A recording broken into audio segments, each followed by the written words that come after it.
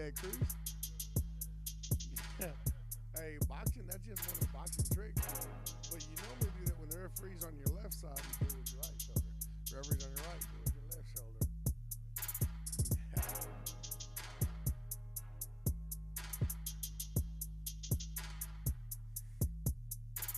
Round one.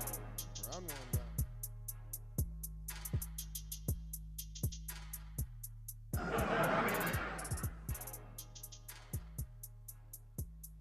There it goes. What's going on, everybody? This is Isaac, and we are at the Shack for the RUIZ ORTIZ fight. And tonight I got two Waco Zone known for MMA, known for boxing. You know these two gentlemen right here. I'm talking about Jaime Lerma and Vernon Big E Lewis. What's up, gentlemen?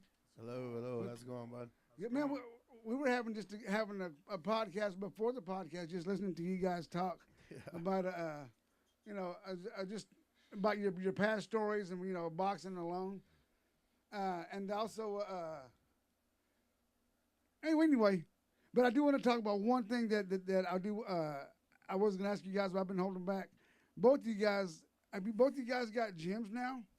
Because I know you do, and are you part of the new one? I'm part of it. I'm one of the coaches for the Powerhouse Fighting and Fitness. Is that what it's called? Okay. Powerhouse Fighting and Fitness with Jamie Vasquez. Okay. Yeah.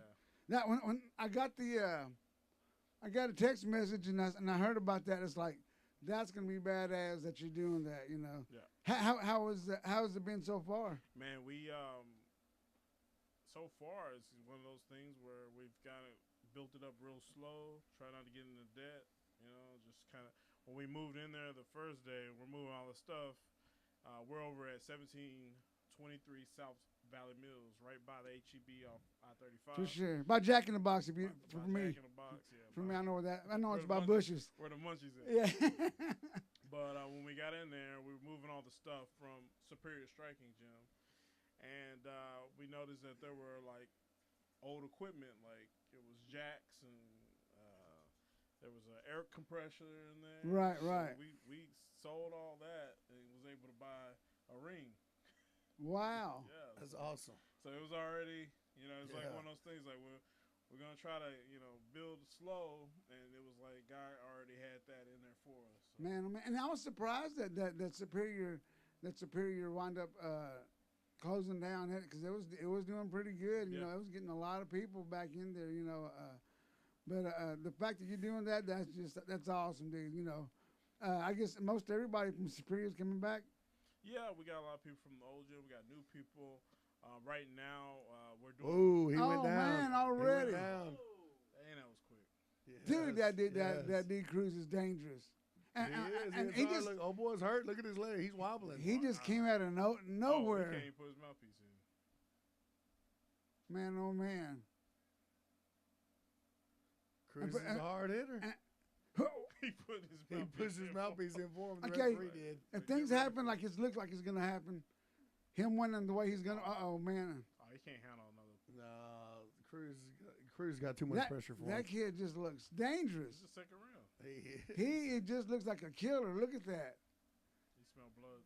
He does. I mean, look at that. But he's not just throwing punches all over the place. He's a good finisher. He's a good finisher. Look at that. Wow. That's it. He's a finisher. Wow. He knows how to do it. Where does that put him at right now then? He's top of the world right now, man. He'll be fighting for another world title here pretty soon. Wow. Nobody wants to fight him. No. Hell, Gervonta Davis didn't want to fight him again. Man, oh man, that's crazy. Gervonta Davis already said nope. And that was quick. Second round. Quick. Second round knockout. That right there makes a big statement. Yeah. If the Gervonta Davis one didn't make a statement, that one right there did. Second round, too. Wow. Yeah, the Gervonta Davis fight put him on top of the map. Put him right up there. Who's the top four right now in that division of those young guys, the smaller guys right there with the Davis? I don't think Garcia's in there, but it's Davis, of course, Lomachenko, Teofimo. I don't know about Teofimo. Lopez. Is he in there with the top four? Or? He's in there. He's close. He's up there with them. I wouldn't count him out. That's for sure. Gotta get some wins in. I mean, he Teofimo Lopez has won some big fights that sure. people didn't think he would win, and he ended up winning them. Especially the Lomachenko fight. I thought this was another Lomachenko's prey. That's what I thought it was. Yeah. Well, no, Lopez. He showed everybody that Lomachenko wasn't going to put him down. Wow, Like I know it. He came out there and just outboxed him, which is hard to imagine because Lomachenko is such a good, talented boxer. I know it. His footwork is awesome, but Lopez came in there and showed that he can outbox him with it. Michael Martinez says, what are their first names and organizations they are in? Jaime Lerma, where's your new gym at right now? My gym, we just recently moved in July. We are now, it's 1512 North 15th. We're right across the street from Jubilee Market and Tropical Fish. We're there now in that area. We've moved. It's a nicer building. It's gonna be a better location. Now it's called Jaime Lerma. Well, now it's called Lerma. It should have been, brother. You're a very humble person, for sure. Because and especially doing it for the community for free, brother. That's ridiculous. Yes, I do run a free program. That is ridiculous, brother. Goshly. Hey, man, I want to be able to give kids opportunities that were put in place for me when I was doing it. For sure, brother. I had the same kind of opportunities I want them to have that were there for me. Wow, brother. And how long has that been going on? Because you've been there for a little bit. Even up here by Franklin, you were there for a whole minute. Well, I was in that last building for about 14 years, and then before that, we were in the building. We were in that building for about 8 years, and then before that, we were in the building for about 11 years, and then we've hopped around a lot. The old Waco High School Gymnasium. Yes, and then where Cesar Chavez School is. Yes. We there. Yes, that's the one. Lighthouse for the Blind building. Yes. Well, the Waco Box Club is actually, a lot of people in Waco don't realize that, but the Waco Box Club is the longest running boxing gym in the state of Texas. Wow, brother. That is ridiculous. Celebrated 50 years this year. Wow, brother. Wow. Yes.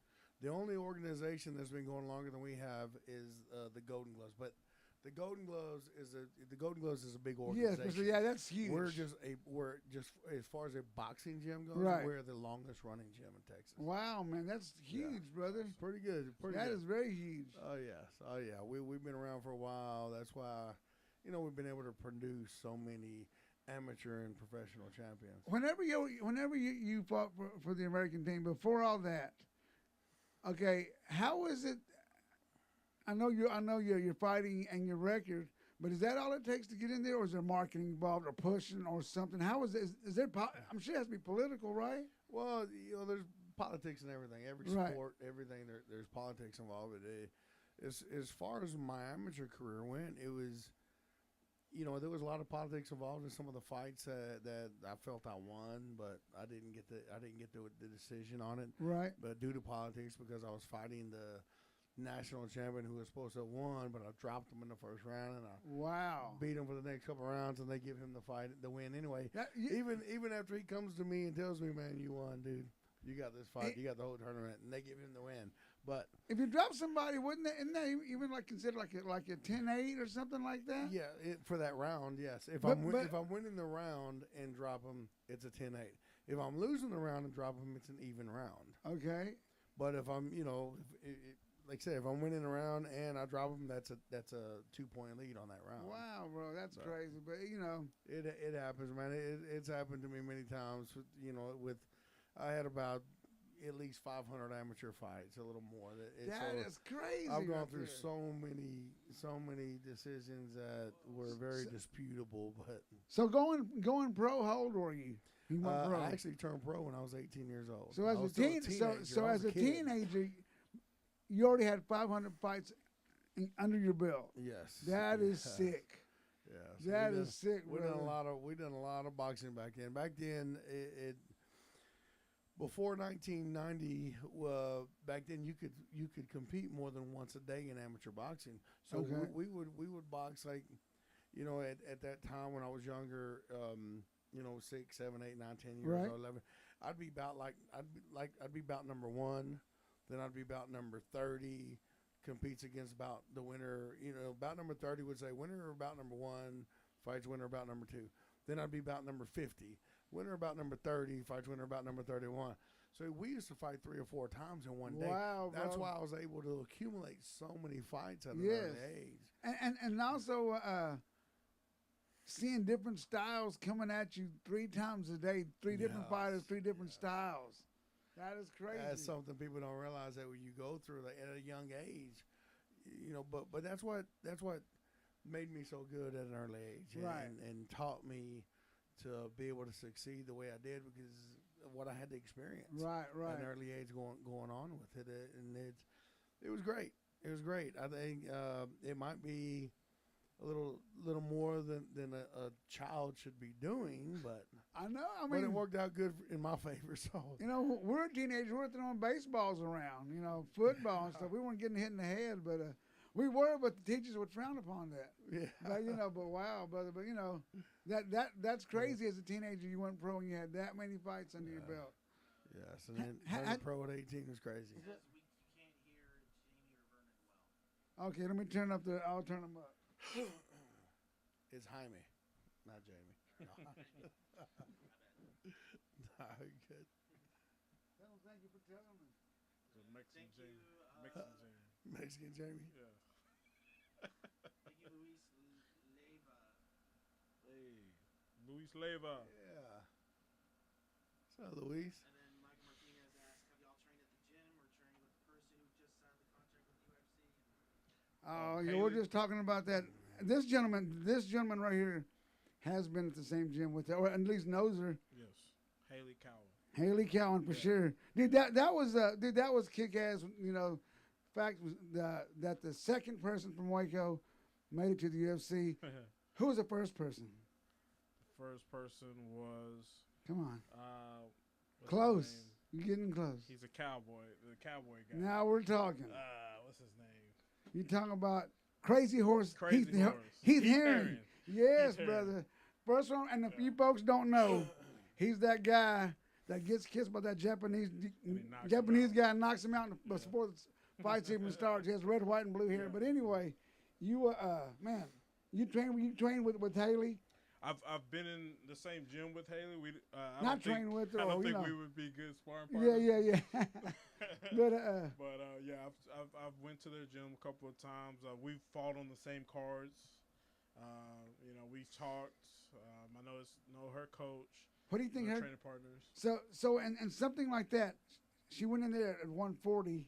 She's gonna fight at 140 ish. 135 is pretty much for most of the heavy ones, and 140 is it's a small not small weight class. There's not a lot of people there, but the people she fights now, she's fighting like big girls now. Yeah. Are they gonna keep her at 140 or because what I'm saying, once you go in that weight class where there's not a lot of people, they're all monsters already. Yeah. As I far think as she's a building her monster. up. I think she's a monster. I think she's did it the right way. You know, with her Right. coach, I think they did it the slow way. They could have actually, and what happens is when you get someone that has the talent she has, the backing that she has, you know, she's marketable. Right. They push her into it too fast. And I'm kind of glad that she didn't go into it right away, that Right. she had her bumps in the road, and she got back up, and she was able to kind of, you know, build herself back up. Right. And be more of an established fighter Right. before going to the UFC. A lot of times, like, you'll see fighters, they'll go into the UFC, and they ain't really been challenged. And it's too early. Yeah, and then they get knocked out, and they can't come back from a loss. And I think that she's been challenged enough that she's gonna be able to. She's gonna do good things in the UFC. Did I mess it up? But man, dude, the way she won, dude, Yeah. I think it wasn't the prettiest thing, but she did show how she knows how to use her power. Yeah, She knows how to use her top game. You know, I think that people say it's not pretty, but I love the way that Right. I love the way she fights. I mean, Khabib, George St. Pierre, all that. I mean, yeah, it's effective. I love the Hulk wrestling, smash the style. pressure. I think that's going to be her ticket. I think if she can stick to that, not try to, I think she said that in the Contender Series. She was trying to, she wanted to show more of an exciting fight. Right. I think she got to get out of that. I think seeing somebody. I think is is it too warm here? Should I hope you can correct the door? Is it too warm here? Y'all we're fine? all right. I'm good. All right, but if you want to, you can even put that to where it doesn't even, to where it just stays on Mr. Hyman. I think you got to pull it up, that thing you're on. But there you go. My bad, but Michael Martinez asks, what are your thoughts for integrating? boxing. Integrating what? yeah. Be very specific, please. Integrating in what? And who's he asking? Hey, this is a 2022. family Asking. show now. Come on now. Hey, integrating in schools, I think it should have been Yeah. done way Yeah. sooner than Right, it right, was. 1960. Yes. Martin Luther King, but integrating. I'm not sure. But, what okay. you mean by that. But anyway, but that's badass from Waco. You know, now we're gonna see it. Waco's, man, this past decade, I've always said this, and even for the other musicians, Waco's been coming up so much right now, dude. Yeah. So much, and that's gonna be. I think, you know, it's gonna fit businesses. You know, especially both of you guys have businesses. I'm sure the way the Waco is, that's gonna be the new small Austin. I think eventually, Yeah. because right now Austin's changed. It's not Austin. It's not the cool Austin we used to know with Stevie Ray Vaughan playing on 6th Street and all that. Them days are over. I think those people are gonna move down from Austin to Waco because California's invading Austin right now. Austin got a little too weird. Yeah, they said let's keep it weird. Now they're keeping it. Let's not keep it as weird like that. But Yeah. anyway. Let's go where it's wacko. Yeah. Waco. Let's go. But you know what? That's kick ass for Waco. You know, what can I say? Yeah, there are a lot more famous people coming from Waco now. Oh, for sure, Yeah. for sure, for sure. There's one YouTuber that's here. I forgot her name though, but there's another YouTuber that does like farm animal stuff. Oh, really? I think I think Waco is a pressure cooker. I Okay. think you got you know, we're in between Austin and Dallas, and it's one of those cities where like eventually like it's a pressure cooker. It's like people are trying to either get out, or Right. they're just It's trying gonna to explode. It's gonna explode. It's like they have to do something. Like you have to do something big in order for your name to get out there. And those people, you know, people in Waco, we work hard. You know, we're hard workers. Right. And I think that I think we're just in a perfect area for you to see stars. You I see agree. people I show. agree. And it's, dude, for entertainment, it's been very hard in Waco. We never knew why, because it's in the middle of everything. Like we just said, San Antonio, Austin, and this side you got DFW, and then this side you got Houston. For some reason, it was so hard, but now it's finally getting there. Yeah. It's finally getting to where, okay, we're gonna get our own. You know, we're gonna get our own. Have you ever had any? Have y'all had any guys at your place come from Hyman's place? Yeah. We had a sparring at our gym. It was a few weeks ago. couple weeks ago. And I brought my team over there. Really? To Okay. do some sparring with the guys that came. Yeah. Showed up over there for sparring. We had a little There was sparring event. other gyms that came as Yes.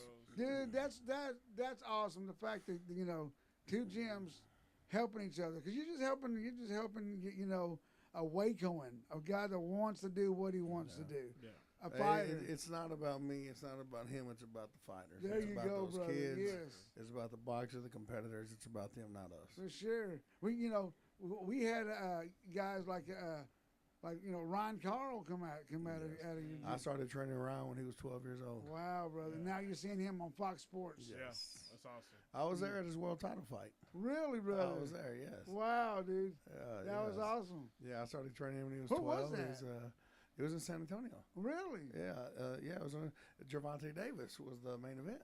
Oh, yeah, I remember seeing that fight, but I forgot it was for a title.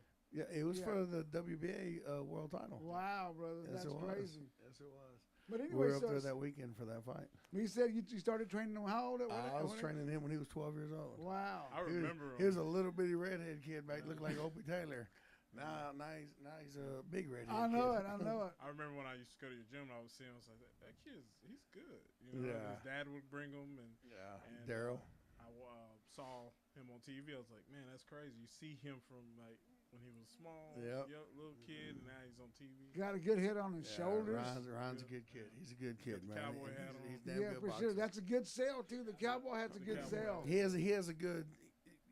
The mentality he has, the fighter in him is Right. just there. I remember when he was 12 years old, 13 years old. We go to fights, and I'd have a coach tell me, "Man, you don't want him to fight my kid." I said, "Why not?" He said, "My kid's gonna kill him. You don't want him to fight my kid." I said, "Man, my fighter will fight your kid. It's no big deal. We'll fight him." He said, "No." There's one coach.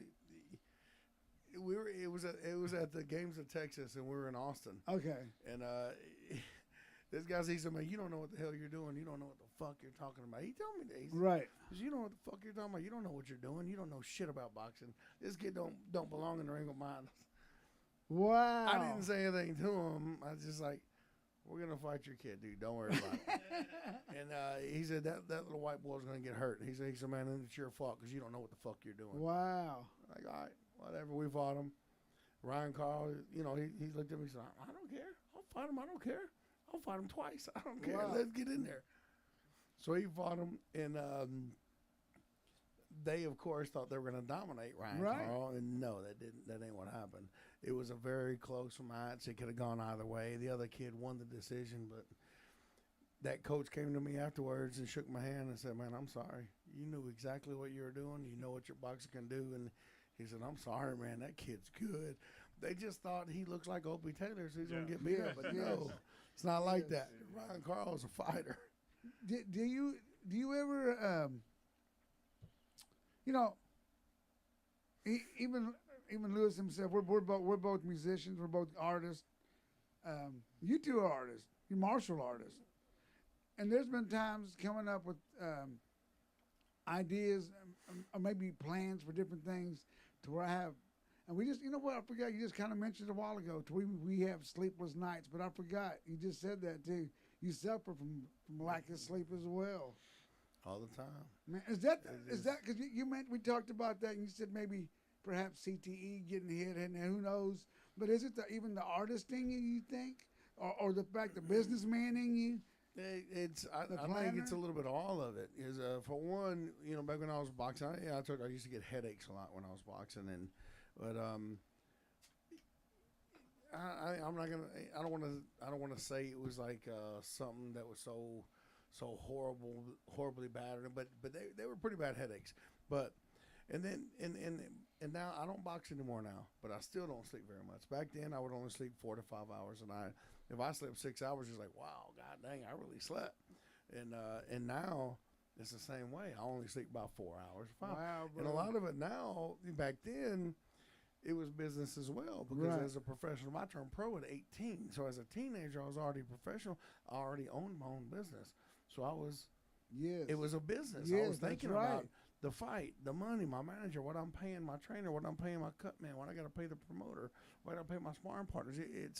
It's all a business from that point on. Yes. And then now, owning the gym, training the kids, it's about, okay, I got to get these kids in sparring. I need to get them ready for the next tournament. We're trying to get prepared. Oh, my God. And then at the same time, I got to pay the rent for the gym. And this guy does it for, he trains these kids for free, folks. I do have a free program I have for kids. So wow, brother. Well, thank you for doing that. And I want to make sure we keep doing that, so I got to make sure the bills get paid. Wow, brother. For years, yes, brother. Yes. Thank you for doing that for the community. The community, I appreciate the community, the community, they all know Harmony Lerma, for sure, brother, for sure. Real quick, talking about community, I noticed one thing when I went to go get some ice for the beer, and I was driving down here South Waco. Here you go. I was driving here South Waco, and you know what I saw? And I saw, because we're mainly Mexicanos over here in South Waco. I saw houses with cars packed up to see this fight. Remember them days when that was before the internet, seeing like De La Hoya or Cesar Chavez, or even Mike Tyson. When everybody would go to a house and pack it up right there. And, I saw that. It reminded me just of that. The good old days. That was one of the best. good old days. Gosh. Well, the fights were a lot cheaper. Back then, you could watch them for free. They Yeah. were on NBC. Oh, that's right. CBS Sports. That's right. ABC Yes. Sports. Tuesday they night were free. fights. Remember those? Tuesday night. Yeah, I fought on Tuesday night fights a few times. Really? Yes. Wow. USA brother. Network. Yes. I fought Vernon Forrest on Tuesday night fights. Wow, brother. Vernon Forrest, one of the best welterweights ever put a pair of gloves on. Dude, Nice. you know, I fought him on USA and I Network. wonder if I was the seen first person to go 10 rounds with him. I wonder if I've seen you fight Tuesday night fights because I've been a boxing fan. And I'm pretty sure I have. But here's the deal: between here and college, I lost a couple of brain cells, but whatever. I mean, you know. I think we all have. But you know, but that's badass, brother. Yeah. And Big E, how'd you wind up getting started? Because were you an athlete, like an athlete in school, or were you a fighter early in life, like Hyman? Yeah, well, my mom, man, I loved kung fu flicks growing up. Oh yeah, we all did for sure. You know, I saw. Everybody was kung Yeah, fu exactly. fighting. I watched Bloodsport when I was like 6 years old. I told my mom and my aunt, I went in the living room and said, "That's what I'm gonna do for a living." Yes. So that was Taekwondo right there. Taekwondo. So my mom, you know, I was also a hothead. Okay. I went to La Vega. Ooh, Modocs in the house. And so we would fight all the time. Like it was like that was our language. We fought all the time. And how old are you right now? When at that age? Probably, you know, 6, 7, 8, 9, 10. You know, in that okay. area. And my mom was like, well, she didn't know what to do with me. I think I had 36 referrals in 1 year. Oh my gosh, brother! I was going, you know. So you were delinquent, Well, baby. he was 6'4" in the third grade. I was beating up those little kids. I got you. But she decided to put me in martial arts, which other people were like, "You're just gonna make him a better fighter." Yes. Keep fighting. No, but what happened was I went to martial arts, Shin's Martial Arts over on Bellmead Drive. And the one that was it was it like before? 7-Eleven Yes, or that something was like it. that. Yes. And I actually went there, and my mom at the time, she couldn't pay for the classes. Right. So I would, I had talked to the instructor, and I had said, "Hey, my mom can't pay for these classes. She said she's gonna take me out." Right. So we did a deal where I would clean the dojo. Okay. So it's like, See, my mom told my coach, "I can't afford the classes. Can I take you out?" Hey, what? I'm kidding. so, Hey, okay. so at 8, 9 years old, I'm going in an hour before class. She's dropping me off an hour before class. I'm cleaning the mirrors off. I'm vacuuming. I'm Wow, cleaning the brother. bathroom just so I can. That shows you go to wanted it. class. Yeah, You wanted I did it. that for a while, and she would take me to different tournaments. She would drive me and my mom. We would drive to Mahia, to Mart, to parts of Dallas. Just going to all these brother. tournaments, and I would win every time. Shout out to the moms, Yeah, everybody. moms. Gosh, dang it. Yeah, Shout out to the moms. My dad passed when I was 8 years old. My mother kept me in the box. Gosh, and kept me going, Lee, I'm telling you, dude. Shout out to the wouldn't moms. have done anything I accomplished without my mother. There. Man, I'm telling you, brother. So yeah, we you know, I did that up, you know, played football, and then I think it was my last year of football or my second year of football, and I wanted to go back into it. So What were you playing in football? what Position? I was tight end and defensive end. Ooh, okay. You And said I you had, played middle linebacker. you had a little bit of speed back in the Oh day, yeah, I was fast. I was smaller. right? I didn't get my girth Yeah, until yeah. like later on. So, what were you running the 40? I wasn't fast in the 40. Okay, okay. I was probably So you were probably 4 or faster 9 in the 100, maybe. Huh? You maybe in the 100, maybe you had speed for that because you were. I just hit hard. Okay, I got you. I just hit hard. I hear He you. was fast for 10 yards. 10 Yeah. yards. Real quick. I got you. I got you. You know, I didn't play my last year in football, and I wanted to go back into martial arts. I did that for a little bit, and then later on in life, you know, you start getting fat, and I was like, man, I think what happened was I went to my doctor, and they did a checkup, and they said I had high blood pressure. Uh-oh. So they wanted to put me on high blood pressure pills. Right. And I was like, no, I'll be back in 6 months. Right. So I started running, started lifting weights, and then I went to a gym called Iron Horse. Oh, yes. I remember Iron Horse, Gym yes. over on Franklin Avenue, and I went in there. I got beat up by this kid. His name is Grasshopper. He was about 16 years old, soaking wet, maybe 100 pounds. Right. Little white boy with surfer hair, cut. And I'm this big dude. I'm throwing him around. All of a sudden, all I know is my arm feel like it's about to break. Right. And I'm like, what is this? You know, so I figured I need to get back into this. I need this. So I had my first fight maybe 5 months after So that. what kind of fight was it? It was an MMA fight. So did you have any ground experience at all? I learned it, and So you learned it. You learned it in the cage of the ring, or you learned So it? I got a story for that. My first fight, I didn't know much ground, Right. and so I go against this guy. He's a big old dude, and he's actually shorter than I am, but he was a blue belt in Brazilian Jiu-Jitsu, and he keeps taking me down the first round. Right. And Chris Spicer, he was Oh, one yes. of my cornerman, Oh yes. and he told me, he's like, I need you to do this, this, and this.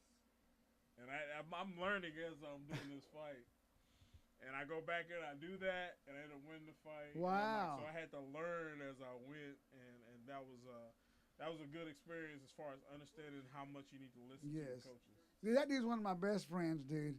Yeah. And I wish the best for that dude, man. I wish he would get back. If that's what he wants to do, I don't know if he does, but I wish he would get back into teaching jiu-jitsu or martial arts. Gosh, dang it. Very good practitioner. He is, dude. He is so smart, dude. Yeah. I'm telling you, dude. He gave me, through him, I got all the way to my purple belt through Helson Gracie.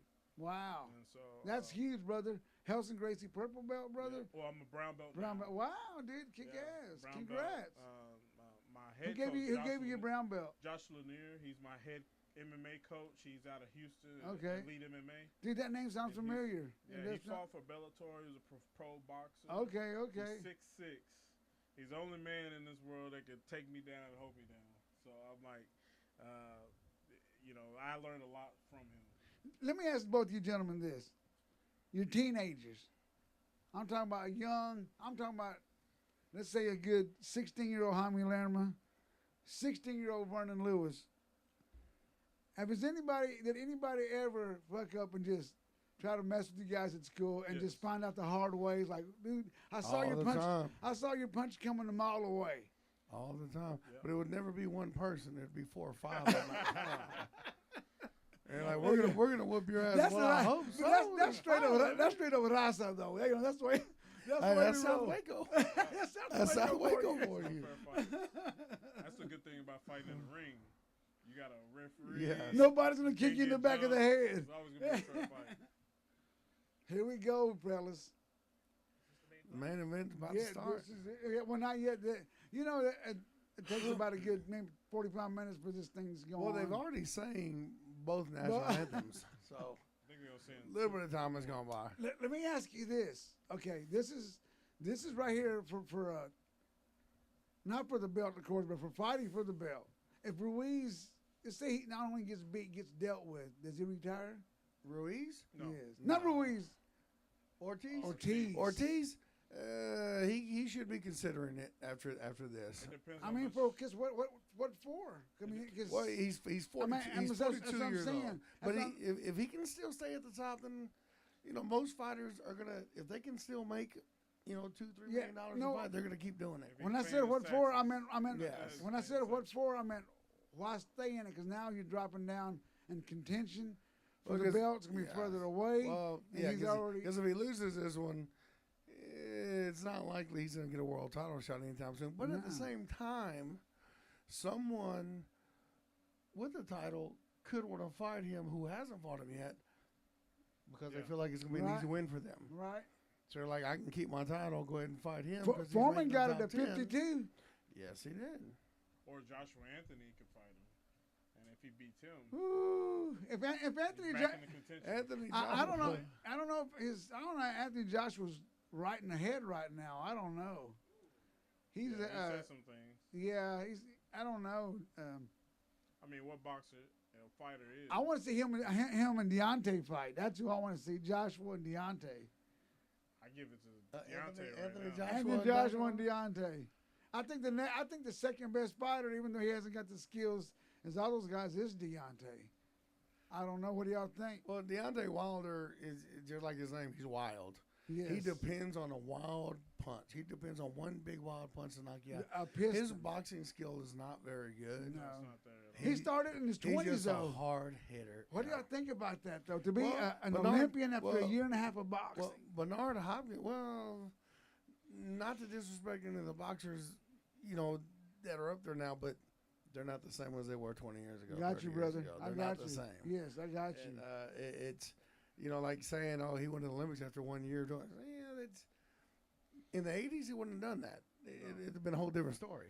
Yes. And, I mean, think about the heavyweights that were out there at that I know. time. Yes. And, Tyson was one. No, was he light heavyweight back Tyson. then? No, Tyson Was it heavyweight? Yes, Tyson was the heavyweight. I mean, in the Olympics, he was 19 though. when he won the heavyweight world title. But I mean, in the Olympics, though.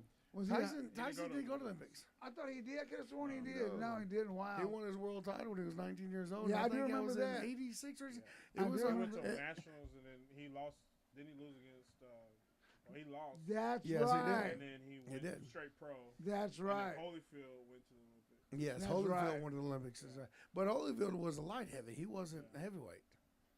But you know, and Tyson, like I said, 19 years old, he ends up winning the heavyweight world title against Trevor Berbick, and I think that was back in '87. I've heard people say Tyson not even close to being one of the greatest of all time. I think that's bullshit. Let me argue for Mike Tyson. Whenever he fought, of course, we all know his quick knockouts, all that stuff. But here's the deal: the whole world was captivated on his every move. Yeah.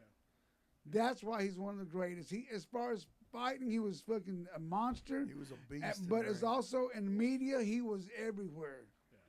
He was everywhere, and that's what makes him one of the greatest. Yeah. I recently saw a vid of him boxing. Oh, you're talking about that still TV do show? it.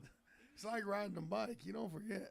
That TV. How about the TV show doing a TV show about him and not using his permission? Yes, that was That's on ugly. Hulu. That's Hulu ugly. did that show. I Yeah, won't- he said they didn't pay me a penny for that. I won't didn't watch give it. permission. I won't watch it for I two haven't reasons. watched it. For that one, for that reason, and the other Because he ain't reason, got paid, I haven't watched it. I'm not gonna my watch wife that. watched it, but I didn't watch it. That was my favorite of all time. That was my era. I remember just.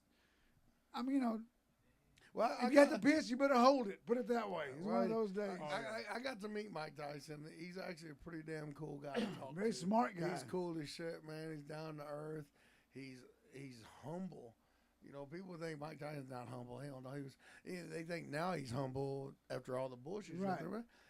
When I met him, he was still on top of the freaking world. He had just barely lost to Buster Douglas 3 months before I met him. Wow. So he was, so he's flawless. he was still up Yes. there, and he was humble. He was, I mean, he talked to me like, hey man, how you doing? You know, I was on the USA team at the time. We got to go to his training camp and hang out with him in his training facility, and we got to talk to him, take pictures with him. What was it He's like cool as seeing shit. him, just seeing him train, seeing like that bulldog of a Man, machine?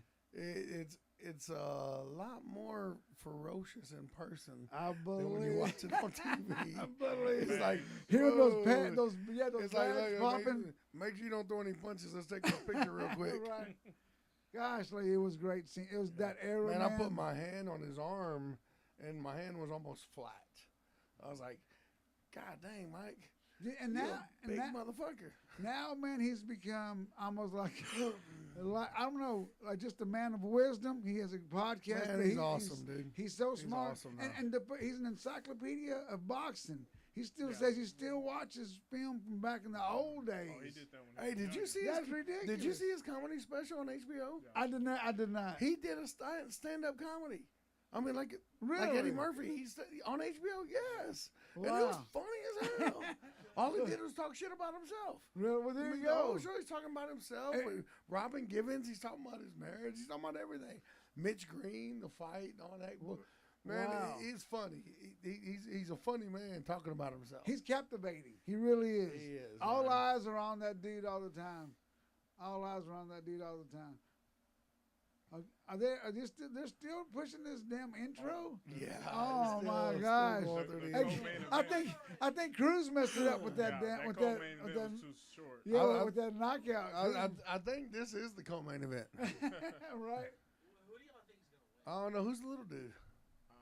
I'm gonna say That might be his kid or something. I'd love to say see. Ruiz. I'd love to see Ruiz. Yeah, I say Ruiz. got I'm a one. huge. He got OnlyFans.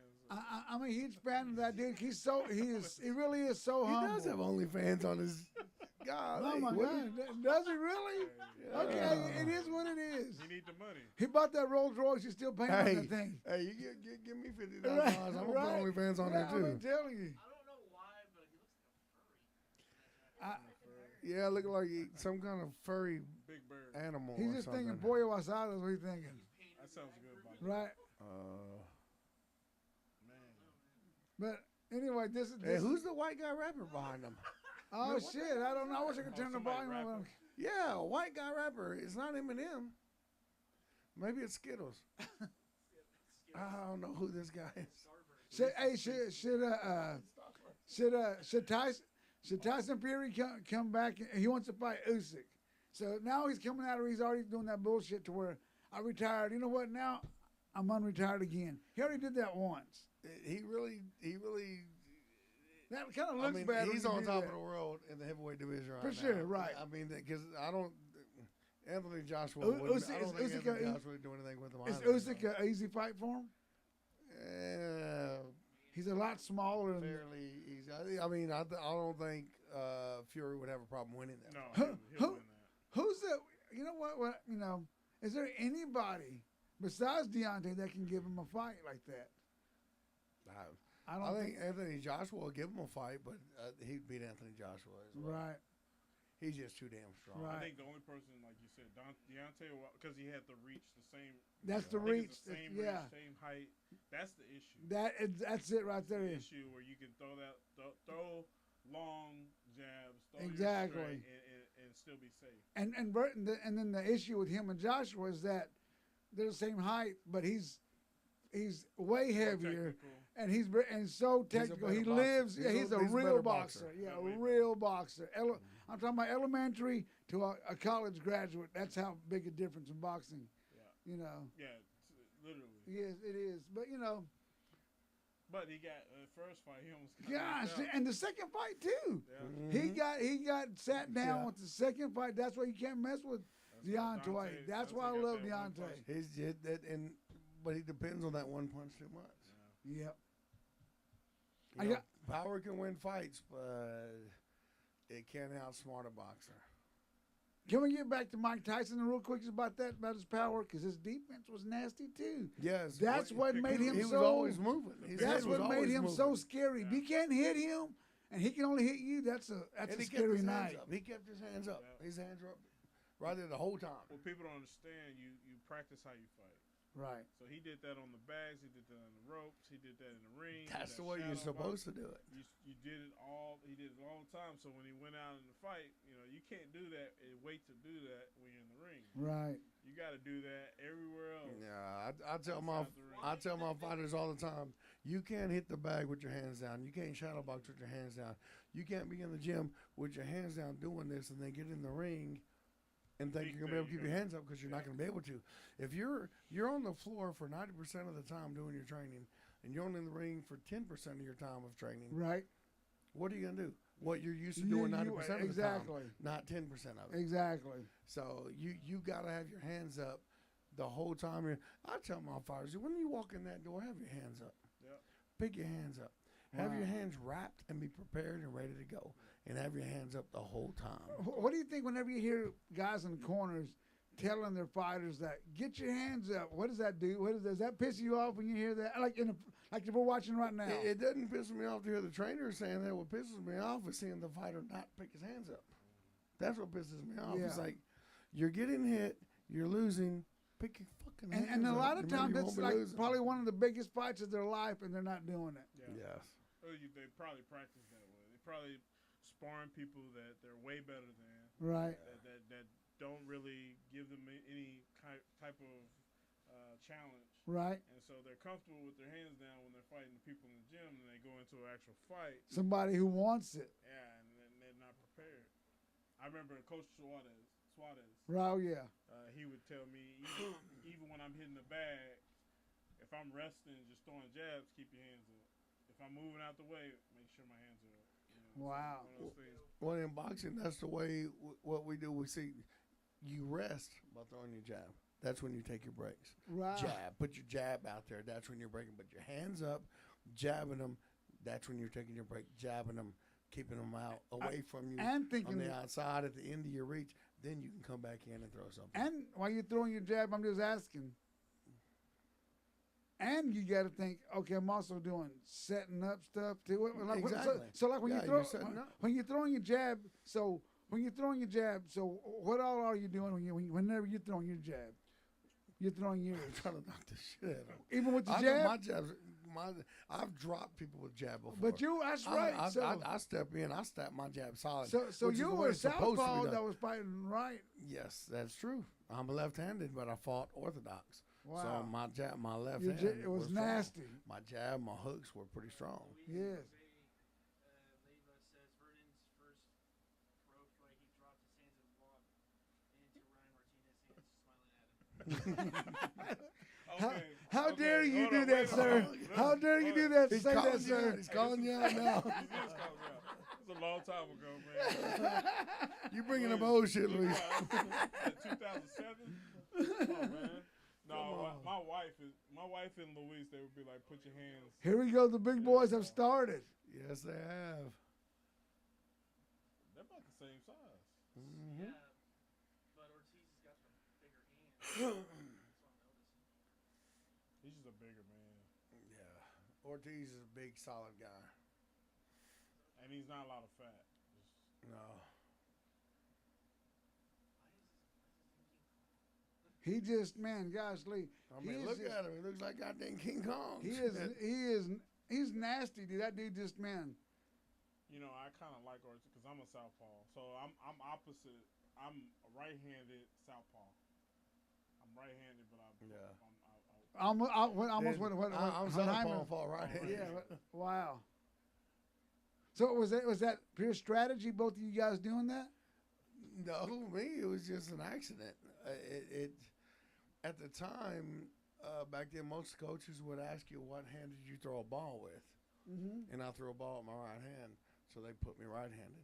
Okay. But I write with my left hand. I eat with my left hand. I do most everything else with my What left in hand. the world? So he thought, okay, he's right-handed. So I always ask my boxer when they come to the gym, what hand do you write with? Because that's going to be your dominant hand. So if you threw your ball with your right hand, man, that would make that great too. I mean, now you have the I'm fluidity. a little more ambidextrous with Yes, because your fluidity. But I'm wow. more. My left is stronger. My left side is stronger. Yes. That was my more dominant hand, but wow, brother. I did use the right as well. How about you, So I Big fought E? right-handed. Well, like Why'd you do that?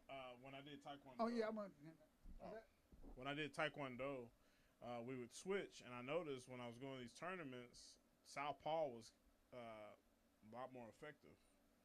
Okay. The kicks were harder to see, the punches were harder to see, so I just stayed there because I was winning most of my points. I was getting most of my points in the southpaw position. Did that open you up for body shots to the roundhouses to the gut? Yeah, I mean everything's open. So just like you see this fight right Yeah. here, you got both. You There's got that. southpaw. Oh yeah. You got it's pretty much open space. Exactly. And they're fighting the footwork to see who could be on the outside so they can throw their straight. Your footwork is a battle right here. Right Yeah. now, Ortiz is winning the battle Yeah. because he's keeping his foot on the outside. On the outside. Because if you notice, Ruiz is moving towards his right. When he should be moving towards his left. He looks. He's getting frustrated and getting caught. Yeah, because he's supposed to be moving to his left. Yeah. When you're facing a left-hander, you move to your left, but he's moving mainly to his right. Wow. He's not. I don't know if he's smart enough southpaws or what, but yeah. And that's the thing about being a southpaw. It could be a strategy right now in the early rounds. I don't know. He could be setting up the hook.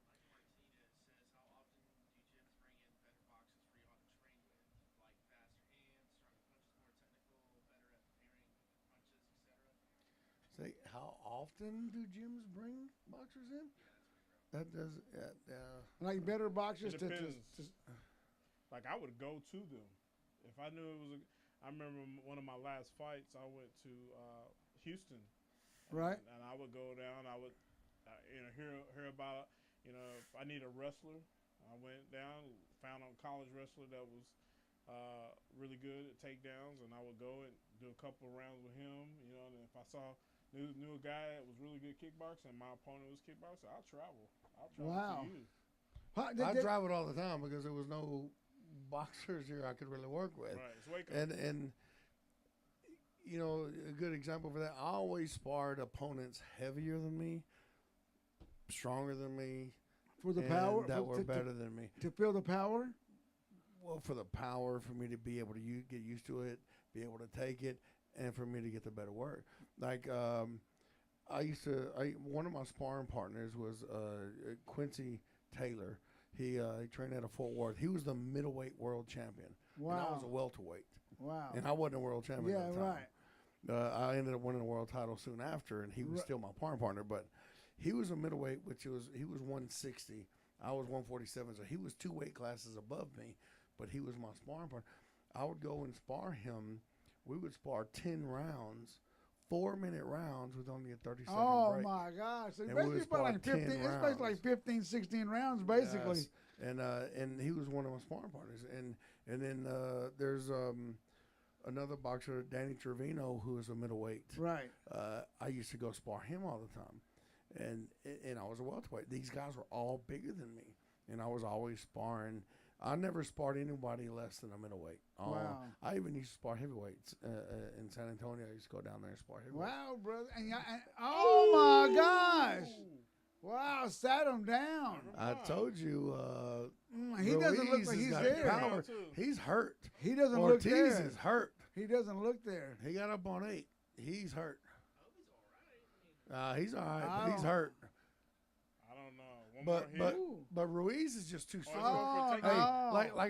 like I told you earlier, Ruiz has got the power to put him He down. does, man. I told you earlier. I said his boxing skill, he's talented, and he's got the power to hurt He's gonna Ortiz. finish him And second that's round. 2 knockdowns. I thought it would take already. a little bit longer than this, though. To be honest with you. Yeah, me too. You're right.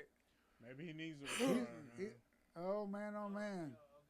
They're already. Just hold, man. Just He's hold. holding on. You still got a minute left. There's a lot The of fight promoter- time left. The promoter's like, please let him go. Please let this round in. Ooh. Oh, hey, you know what? Ruiz got Ruiz better hit. watch out too. Yeah, he got caught He right better there. watch out too. He got caught with a wide, ugly left hook. I'm telling you, Ortiz is still dangerous and nasty. Oh no, he's wobbly. No, he's still hurt. His legs are not steady. Oh yeah. That's straight though. Yep. Yeah, he's Oh, he's looking at catching him with that he's looking straight. at Ruiz like, hey, I'm still in it. He's ain't breathing hard. He knows basically. Ruiz ain't even barely breathing. He's This might be one of like the fight of his life right Second here, round. brother. Like we were talking about a while ago. Oh, that's it. Ruiz has good condition. Was that a headbutt? Southpaws and right-handers are always going to clash heads, and their feet are going to be they're going to be tripping over each other. Oh, really? Okay. And yeah, there will be headbutts. So right now, if you're, if It you're looks like Ruiz, right? His eye might be is bleeding. Ruiz? Oh, shit. oh, Ruiz just ate a big hook. Well, I guess that just answered my question. I was going to ask you. So if you're Ruiz, what are you thinking? He can take. But Ruiz didn't even look phased by that hook. Looked like he didn't even bother him. He's like, yeah, okay. He's a fighter. I've heard Ruiz's problem is that he's a big boy. He trains in Mexico. He never has a steady camp, and the Mexicans he fights with aren't that big enough to spar with them. But he's fighting. Yeah. He's training in Mexico. With high You don't altitude. really know That's what, true. but and you don't really know what he's doing, who he's sparring, what he's doing. That's just what they want to. They're gonna let you hear what they want you to hear. Got you. In boxing, Setting. what I learned this. They don't do this in MMA Right. as much as they'll want they'll ask for certain videos of your sparring. So if I'm fighting you Right. and your camp was gonna call my camp and say, hey, I need. But you're not obligated, Yeah, are you? But in boxing, they're not gonna give you any video. No, you can't. They're not gonna give you anything you want. Nah. Well, all not the y'all. boxing I did. I've seen.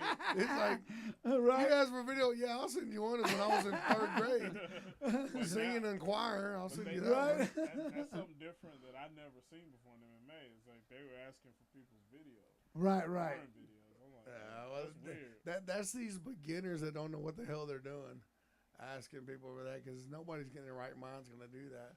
I mean, in a lot of pros, like these days, like with a lot of sparring, people always want to video it and post it on Facebook and do all that. What do you think about that?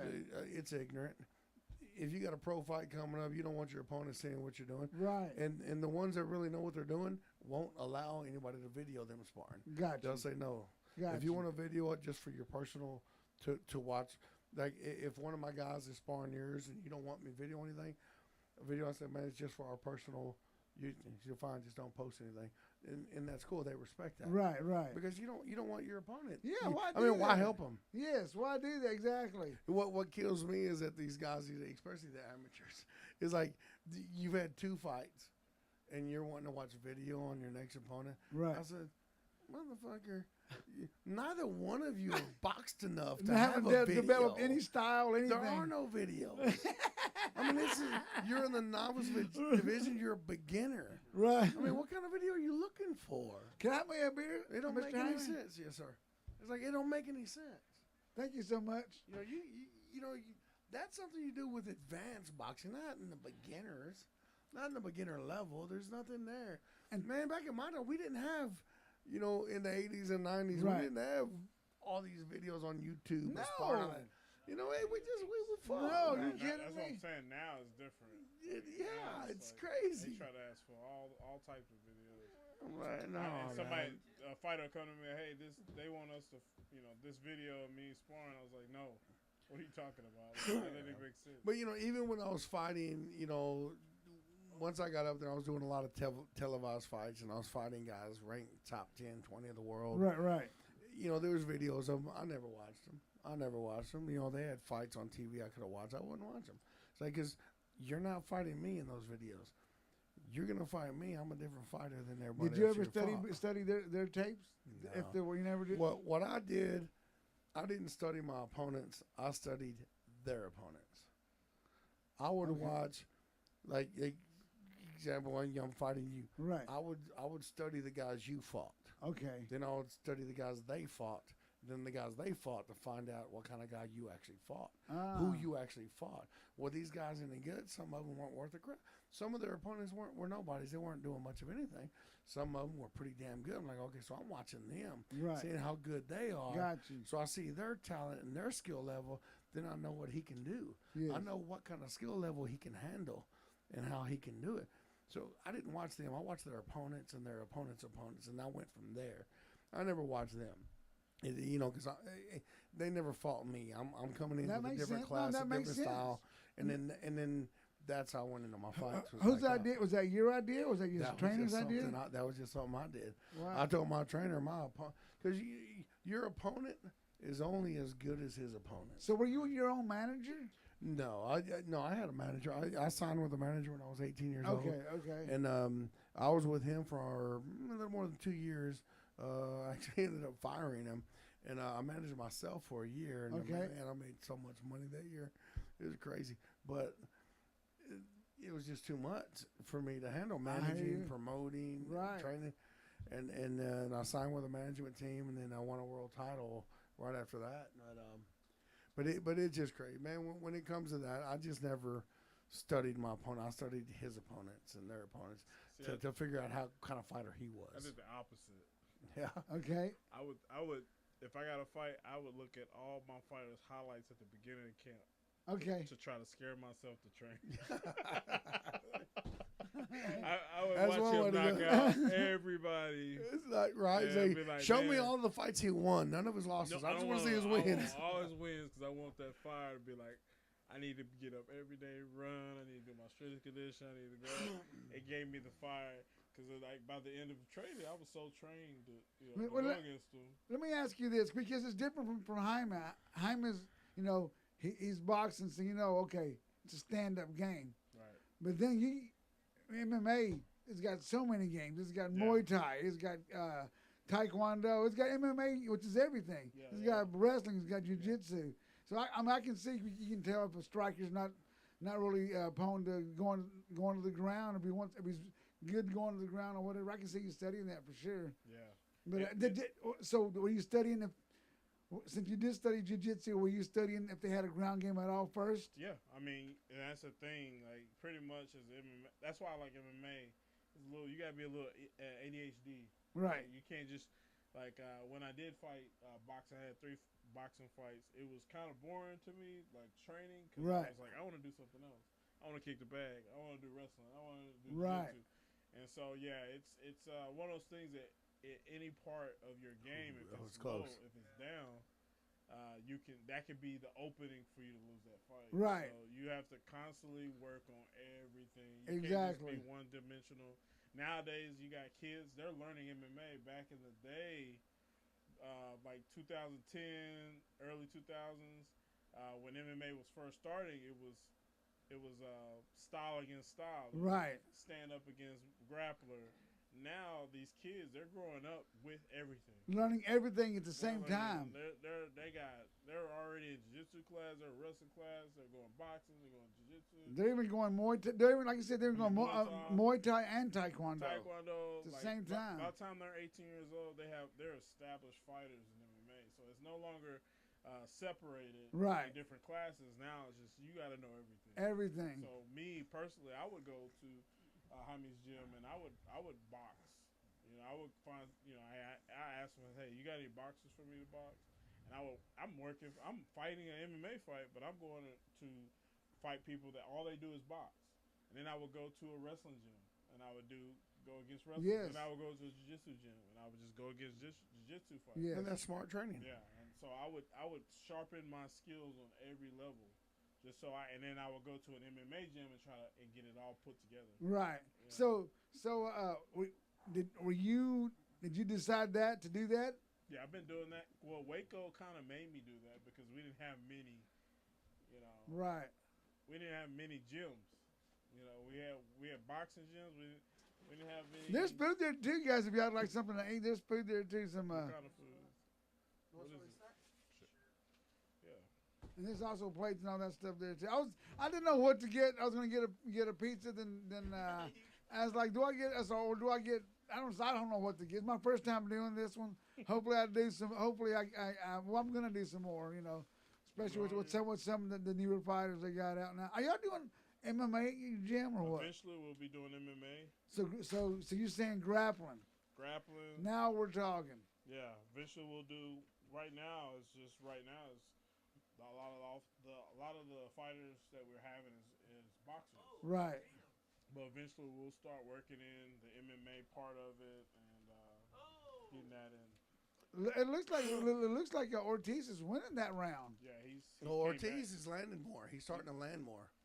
But like I said, Ruiz keeps moving to his left, so he's walking right into Ortiz's left hand. Gotcha. He's still doing He's it. just crafty. I don't understand why he's doing it. I don't know His coach if it's a strategy for him or what, but he keeps see, like he's moving to his left. I mean, he's moving to his right when he should be moving to his left. I'm sorry, I said that wrong. Yeah, okay. He's moving towards his right when he should be moving towards his left. I mean, like he keeps going around and around to his right, which means he's walking straight into Ortiz's left hand. Now he's moving to the right. There you go. Now he's moving to the left. Now he's going left. Oh, now he's going back to the right. Yeah, you know what? Have you ever thought about? Well, one, I don't know if we ever had. Well, we have MMA here in Waco before, but have you ever thought about combining both MMA and boxing together in one event? Yes, it happens. They do Happens every some once of in a those. Yeah. Really, here in Waco? Not in No, Waco. not here. That's what I'm saying. I mean, in Waco. Have you ever thought about doing that here in Waco? Would that be impossible to do? No, it's not impossible to do. It's not impossible to do. It's just Gotta man, find wait. the fighters. Are you wondering? Oh, is the finding fighters? the fighters is the thing here in Waco. It's man, it just sucks. Waco just doesn't get behind it, and right now, in all honesty, there's no boxers in Waco. Man, There's no boxers. That sucks, man. It really does and there's suck. not a whole lot of MMA people right now to do anything. I agree. I mean, in all honesty, there's not. I mean, Yeah, it's just sad. You that got it's just you got going Blitz. down. You got the Blitz camp over here, but that's about you it. got It's hate. small. They Yeah, can't fight but- each other. Yeah, they can't. That's the deal. They can't fight each other because that's it. I think, like when I was in Dallas for a while, I was in Fort Worth. Man, you got fighters everywhere. That's what was great about it. Right. I was able to go to different gyms, get different looks, and it's not the same in Waco yet. Right. You know, you got a few. We used to have a gyms. little bit more boxers 4 or 5 years ago, but I mean, but even then, they weren't doing a whole lot. I don't know, man. It just boxers. It just these last. I mean, I think just this era, they're just not as dedicated, man. They don't want it the way fighters wanted it back in the 80s, 90s, maybe 70s. Too much, or too many distractions, perhaps. Oh yeah, there's too many fighters now that they act like they're dedicated. They act like this is what they want. They want, I mean, this is my life. I'm doing it. But when it comes down to it, it's like, well, no, I gotta go do this. Right. I gotta. Oh, my wife wants this. You know what, man? And I'm not saying put your wife second or anything with anything, but when I was boxing, that was my life. People say, well, my family comes first. Right. Okay. Yeah, but that's why you're fighting, because you want to try to do more for your family. That's right. Which is what I did when I was fighting. That's what I did. That was my right. fight. And there's things that went on at home. At the time, my son and his mother. Hey, I gotta train. I gotta go. I took off the training camp. I had a training camp in Arizona up in the mountains. I'd take off for 2 to 3 months in training camp. I'd come back. I'd do a fight, then I'd go home for a week or two, and I'd go back to training camp in Arizona. Right. Or training camp in Colorado. That was the job. That was the job. That was my job. It's like this is my job. This is what I do. It's just like a truck driver leaves for a couple of weeks to go truck drive, and then he comes home for a weekend, and then he's gone again. It's the same thing.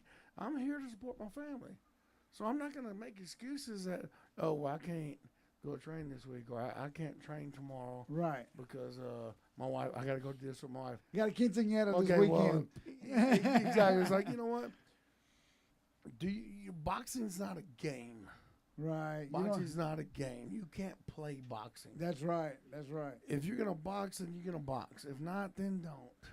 If you're not going to make this your livelihood, then don't do it, because it's going to eat you up and spit you out. Very dangerous to mess around with something like that. Yes, and because, not that I know, but at least from what I see, especially raised up in sports, it's the hungry person is the one you should be afraid of. Yes. The one that once you're not hungry anymore, it's dangerous for you. You don't know it. Yeah.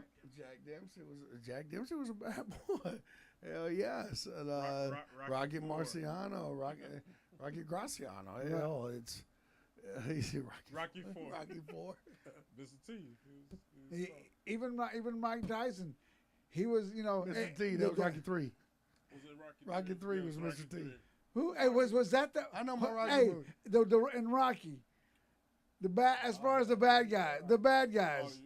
Who was the baddest bad guy? Was it Clubber Lang? It was Clubber Lang. He was nasty.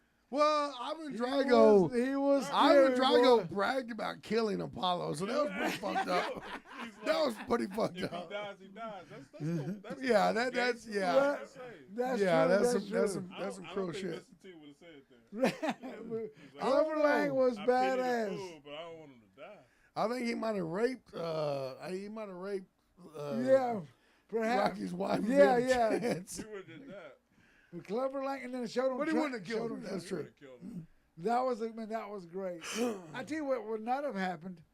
Creed 2, him beating that guy, that was made up, because that guy would have killed him. He was like a giant. Yeah, it was. Well, just like Ivan Drago against Rocky. Rocky's not that big. Rocky's not a very big man in real life. Right. Oh, sorry about that. Yeah, Sylvester Stallone is not and Ivan Drago was huge. Yes. He was huge. I mean, even with Apollo Creed, Rocky had to stand up on steps when they had the close-ups. Oh, really? Yes. How about speaking of huge, Canelo and Devo, that fight. What were your thoughts on that fight? Yeah. Canelo's first loss is Mayweather. Yeah, but that fight, Canelo, he went a little too far with that one, because was he too big? Well, he was used to fighting the bigger guys, right? But older. This guy was Klovalov. Yes. This guy was younger, and was able to withstand that punishment longer and still continue. Klovalov was a weathered Klovalov. So like he said at the end of the fight, he said, He said, "Take my belt. I can't lift my arm. Take my belt. It hurt. My arm hurts." Wow. But when in the other fight, like Klovalov and him, their arms felt like that around 7. Right. This guy's arm didn't feel like that till around 11 or 12. Right. So he was able to continue his onslaught on Canelo, and he was just too big and too strong. Canelo just couldn't break him down early enough. How about the Triple G Canelo? Oh, That that's is gonna gonna be an easy happen. fight. That's going to be an easy fight for Canelo. Canelo, for the first fight with Triple G, could have probably gone either way. Canelo won. I mean, Triple G won that fight. Could have gone either way. It was a close fight. The second fight, Canelo beat him. Yes, Canelo beat him. This third fight, Canelo is probably 50% better than he was in the last one. Does he at least? And Triple G's probably 50% worse than he was. Does he at least sit Triple G on his ass at least? I think he might in this one. If he does, that should be in for Triple G. Triple G should be. Yeah, I mean, it's time. It's his time. Yes. Man, he's accomplished so much. Oh, you He can't- doesn't even need to be there anymore. He's earned so much respect Yes, in the boxing world. He's such a talented fighter, but I agree. he wants to keep going. But most fighters don't know when to quit. I retired at 27. Wow. I had always told myself, at an early age, if I stop loving it, I'm not going to do it anymore. In the last 2 years I was fighting, I didn't love it anymore. I was just doing it for the money. And I always said I'll never fight for money. In those last 2 years, that's all I did. So finally one fight I did, I just wanted a big payday. I said, man, I didn't go do this fight. I fought, it was on Fox Sports, Fox Sports Southwest. Right. I fought at the Pond in Anaheim, California. I fought at the Pond where the Denver Nuggets play basketball. Right, That's where I yes. fought. And I got my payday and came home. You know, I was living in Hawaii at the time. And I came back to Texas, hung out for a little bit with my kids. And I just like, man, I'm going to take a break. Called my agent and I said, man, don't bother me for a little while. Let me take a break. He's like, all right, okay, go take a break, man. And he was calling me every week. Hey, USA Network wants you to fight. ESPN wants you to fight. HBO wants you to do a fight. You know, he kept calling me every week about fights. I kept saying, no, I'm not ready. No, I'm still on break. Finally, after about a month and a half of it, I said, look, man, don't call me anymore because I don't feel like I'm taking a break because you keep calling me. Leave me alone. Right, exactly. He's like, all right, man, all right. I mean, I'll leave you alone. I said, don't call me. I'll call you. Man, that was over 25 years ago. I ain't called that motherfucker since. I actually just talked to him for the first time like 3 years ago. Hopefully that's welcome to South Waco, everybody. Yeah, that was pretty close. There we go. How about you, Big E? Yeah, it was. We're talking about Did a good shot? yeah, Go straight to that. yeah. We were talking about you fighting it. So, what'd you decide about fighting, brother? Man, right now I'm 30 years old. I had my last fight last year. I was for a world title. Sorry about that, brother. There you go. You good. Go ahead. It was for a world title. It didn't go my way. For a great organization, LFA is LFA. legit. I Yeah. love LFA. And I just decided that I talked to my coaches that was going to be my last fight. When did you decide? Like right after, or No, I actually tried to fight right up. Because they say get back on the horse. right? The quicker you get back in it, the better. Yes. Right. And so I was trying to fight, and the guy backed out, and I was kind of like, okay. And when you lose a world title fight, it hits you a little differently. I'm a little older. A lot of the guys that I was fighting, 25 years old, early. Oh, He's got knocked down again. A big right hook. and you're also, of course, the folks that don't know, you're also a policeman in Dallas. In Temple now. No, Temple. Okay, but Yeah, and with the better. Baylor but still, satellite. but to be a policeman, brother. Yeah. Thank you for your services, for real, brother. Thank you. Yes, sir. You know, There you go. Also, I have a family. I have 4 kids. I want to dedicate my life to them. Jaime knows this. You kind of take away. Your family don't see you when you're fighting. And training camp is hard. Like you go and you move. My wife, she's been, Erica, she's been great through my training camps. I think I put them through enough over the years. I've fought for 16 years. wow, brother, 16 years, brother. And I decided with her my coaches, and I decided that was going to be my last fight. Now again, if the right fight comes, if the right offer comes, I might come back out of retirement. But right now, I think that my coach said something to me, Coach Josh Lanier. He said that if you don't pass it on, you'll die with it. So all the knowledge from fighting, I don't want to die with it. I want to give it to the next generation. That's awesome, brother. So that's why as Jaime did. Yeah, that's why with Jaime Vasquez, we got together and hopefully we'll get a new generation the knowledge and of MMA. Yeah, MMA, boxing, and whatever they want to do as far as jiu-jitsu tournaments or whatever, and pass that information on. Well, thank you, brother. Thank you, dude. You had some entertaining fights, brother. I've seen a couple of them while you were there, brother, and we're definitely going to miss those fights. Yeah. I remember it was a big ordeal. Me and my wife, dude, especially for some reason, I think your wife was selling something. So at one time, your wife and my wife were talking back and forth on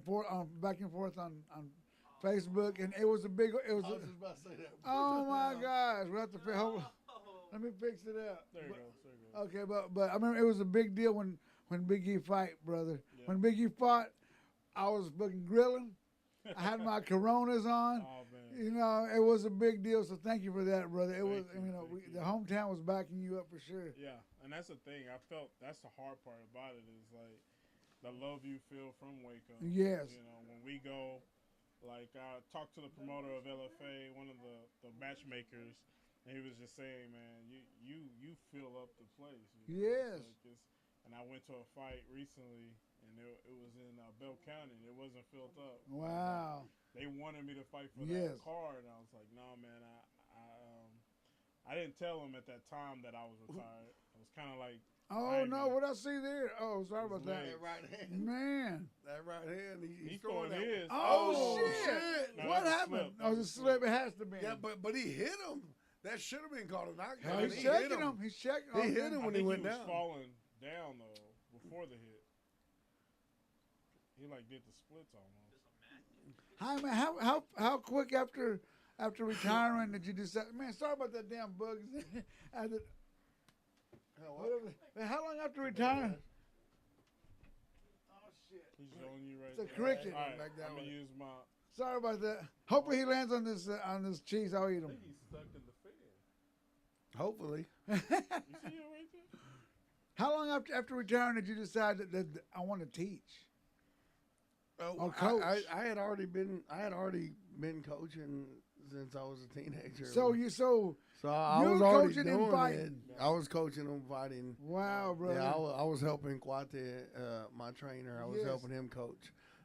When I was younger, I would help out with the kids and the amateurs. So, as a pro, they enjoyed seeing that someone from the gym who's actually won a world title. Even at that time, I was on the USA team. Right.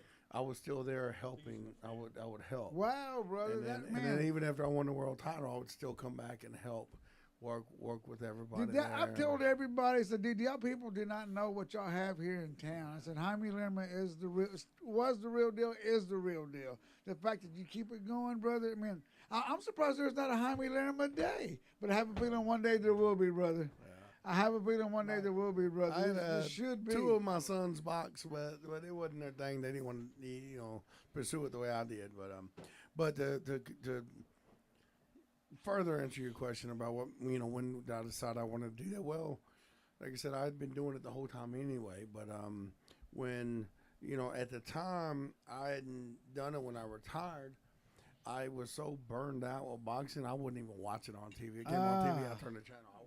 Same thing. I was just burned out. I just was done. I'd been doing it for about 23 years. I know what you're saying.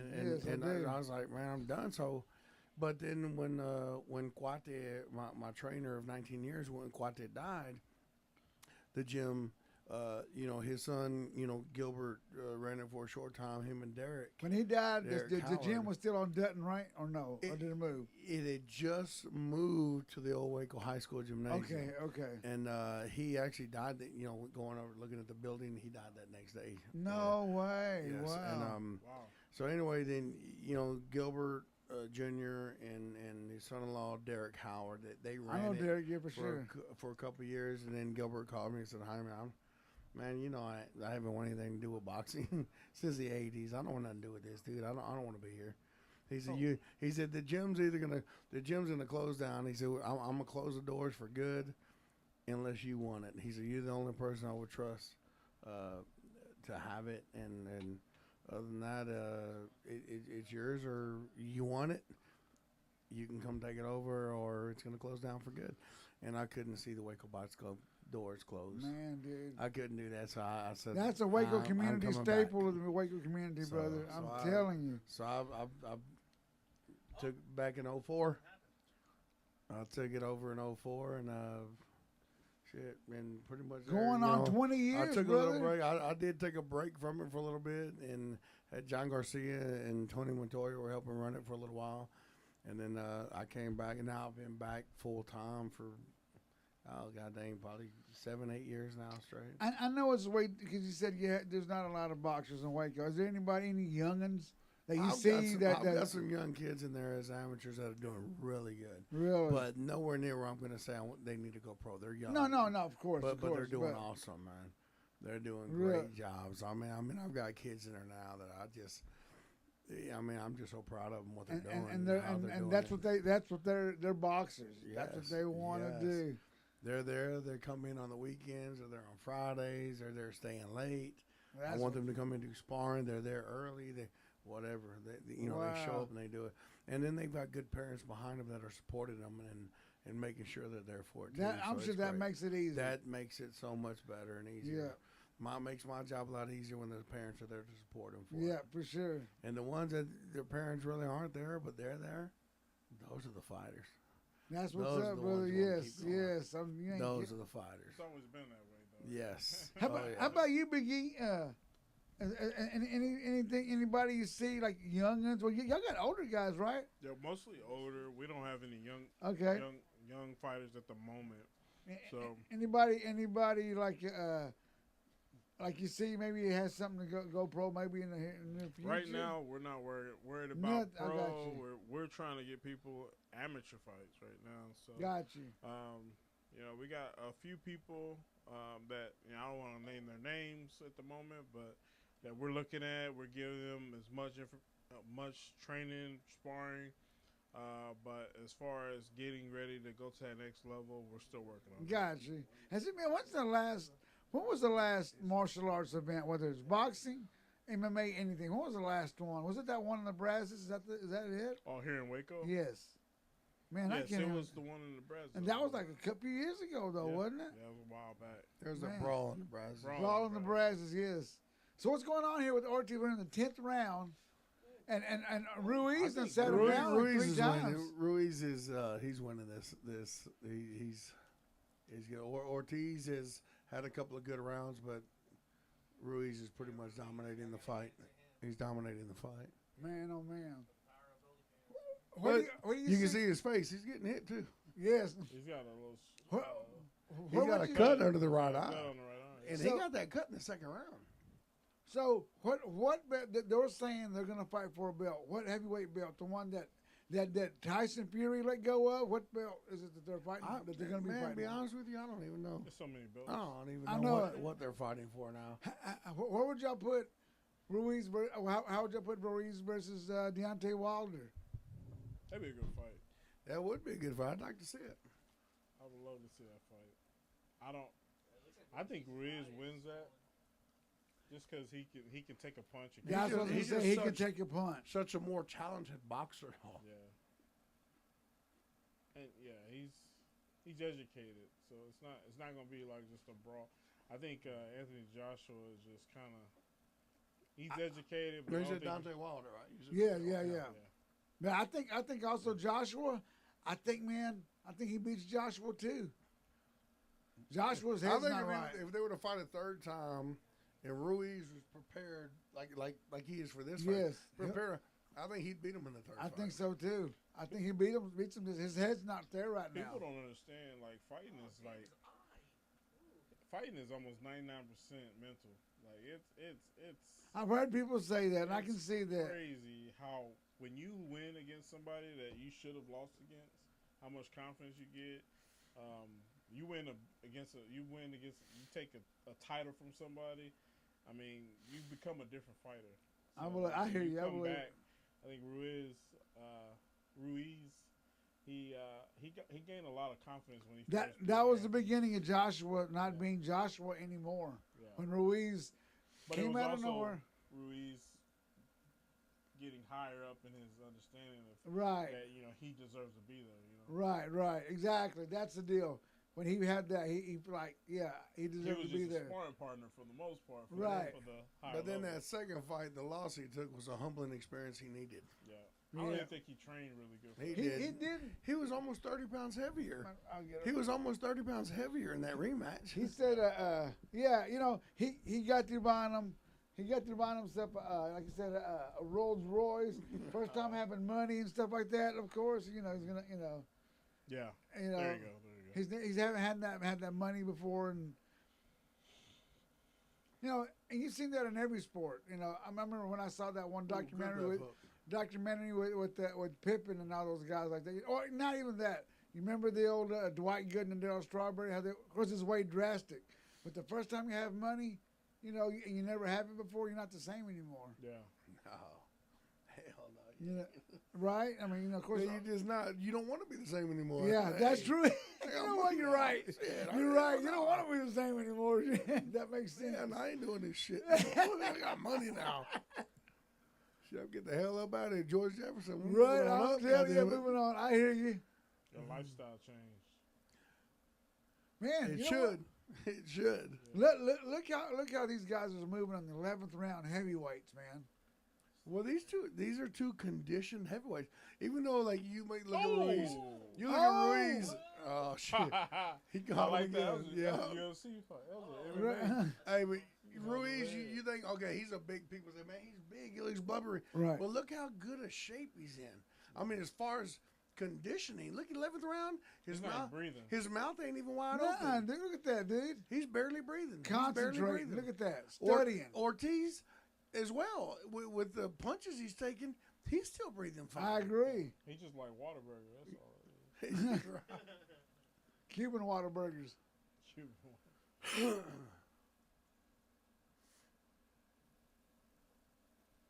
That's the thing about being in shape for a fight. You have to be conditioned. Yeah. Man, a boxing 12 rounds. Dude, I would. Last time. I've had three or four 12-round fights. That's a long ass damn time to be in the ring. To fight, and then you're fighting 12 rounds. To fight is one thing. To fight 12 rounds, how do you guys? Well, that's ridiculous. But you gotta understand, you know, it's not like hitting a bag. Yes. Bag don't hit back.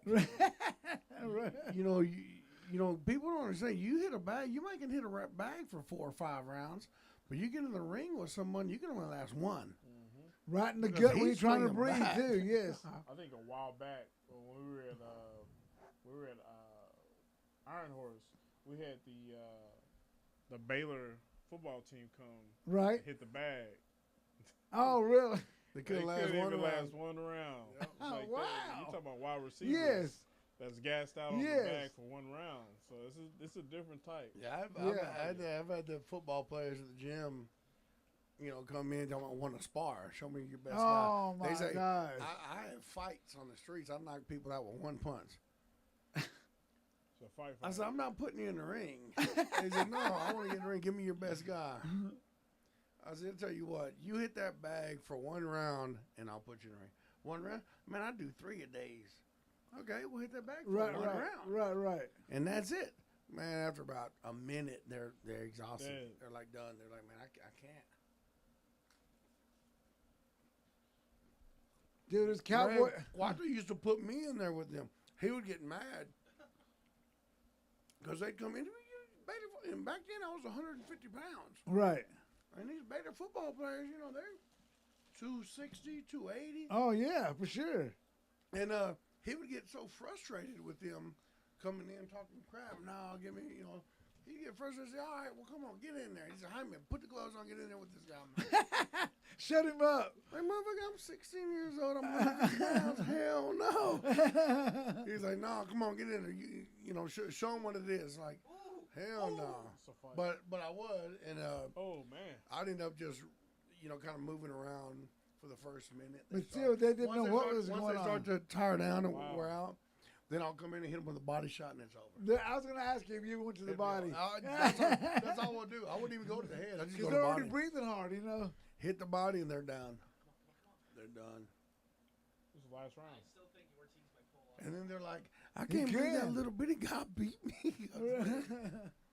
Let me tell you, brother, Ortiz can Boxing win is this round, different. brother. These are heavyweights. Yeah, he can win this round. Yes, he can. He can win this round all he wants. He's He still sure going to lose the can. fight. Yeah. Oh, nice. There you go right there. Ortiz is nasty, brother. He's trying to come in with that left. But, well, Ruiz is walking right into it. He should be able to land that left. He should have been landing it for the last 11 rounds. But he hasn't been able to. No. He's been catching him with the wide left hook. He's caught him with it a few times, but not the straight. I like Ruiz's head movement. Yeah. That's why he doesn't get hit as He's able much. He to keeps his slip. head moving. He's able to slip his straight. So, I wish I knew who the belt who they're gonna fight for after this one. It could be Usyk, could it? Oh, let's see what happens here. But why'd he back up, Ruiz? Come on, get in there. Because he's already won. So right now, He's got the fight won. Jaime, if you're Ruiz right now, what are you thinking? Should I gonna finish the fight? I'd jump on it, but Ruiz right now it looks like that he's like, I've already won the fight. Got you. I'm just gonna ride it out. Yeah. Okay. I'm not gonna try to wear myself out and risk a big punch getting hit. Right, He right. also got a favor meal coming to his hotel. Some wings or something come to his hotel, so he already. Oh, really? Okay, yeah. I got you. He already thinking about the party after this. Yeah. Well, he's about to make $4 or $5 million. More than that. Probably. I don't know what they're making off the fight. I never looked it up. Probably 10 at least. Oh, look at that right there! I'm telling you, that was a good left I'm by telling Ortiz. you, right now, you better get out of that corner. You got 15 seconds. That was a good left by Ortiz, but it wasn't enough to do any damage. Nothing. Still got faith. Faith is about to go out the Yeah, window. yeah, right here. it's done, That's it. man. Yeah, Ruiz definitely won that one. Ruiz I dominated wonder if Ortiz is going to call it a day. No. that. He's already Doubt it. 38. Yeah, I get. You know what? I guess It's possible. I mean, And you never He know, should. dude. He can't. he doesn't need the money anymore now. Yeah, he can still get the call. He can still get the call for somebody might get hurt, or whatever, for a title match. I mean, You love the fight, though. It's not even about the money anymore. wow. Yeah, I hear you. No. But now he's not even under title. I mean, he's not gonna be fighting for a title anymore. At least for a couple of years, unless he keeps winning. Yeah, Ruiz got this. Yeah, for sure. I was thinking Ortiz might have had the advantage because of his size. Ruiz. I didn't have a beer. Size doesn't do anything Have a when it beer- comes to skill.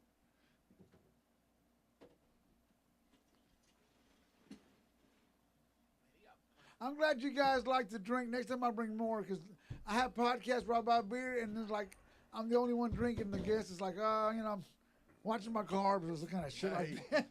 Hey, I've been trying to pace myself all damn day. Really? I had a fantasy football draft at 12:30. Right. I'm drinking at that drive.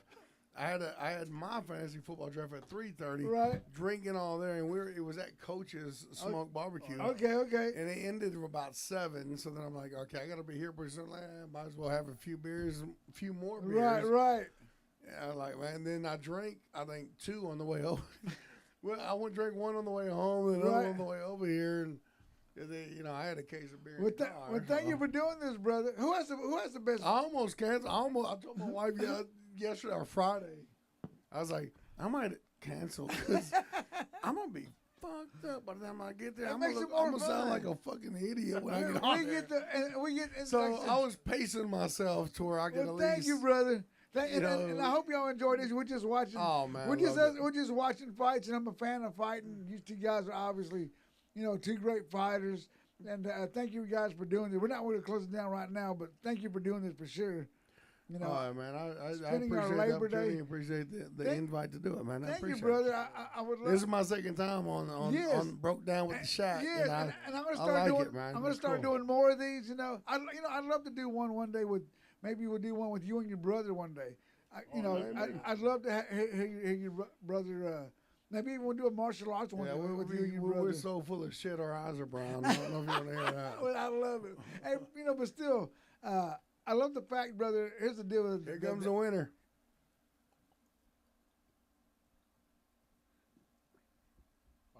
Man, he does, man. And it sucks. He won this. It sucks for Ortiz because I'm a fan of him too, brother. Look at his eye. It's almost shut. It almost looks fake. It does look fake. Like tape. Yeah.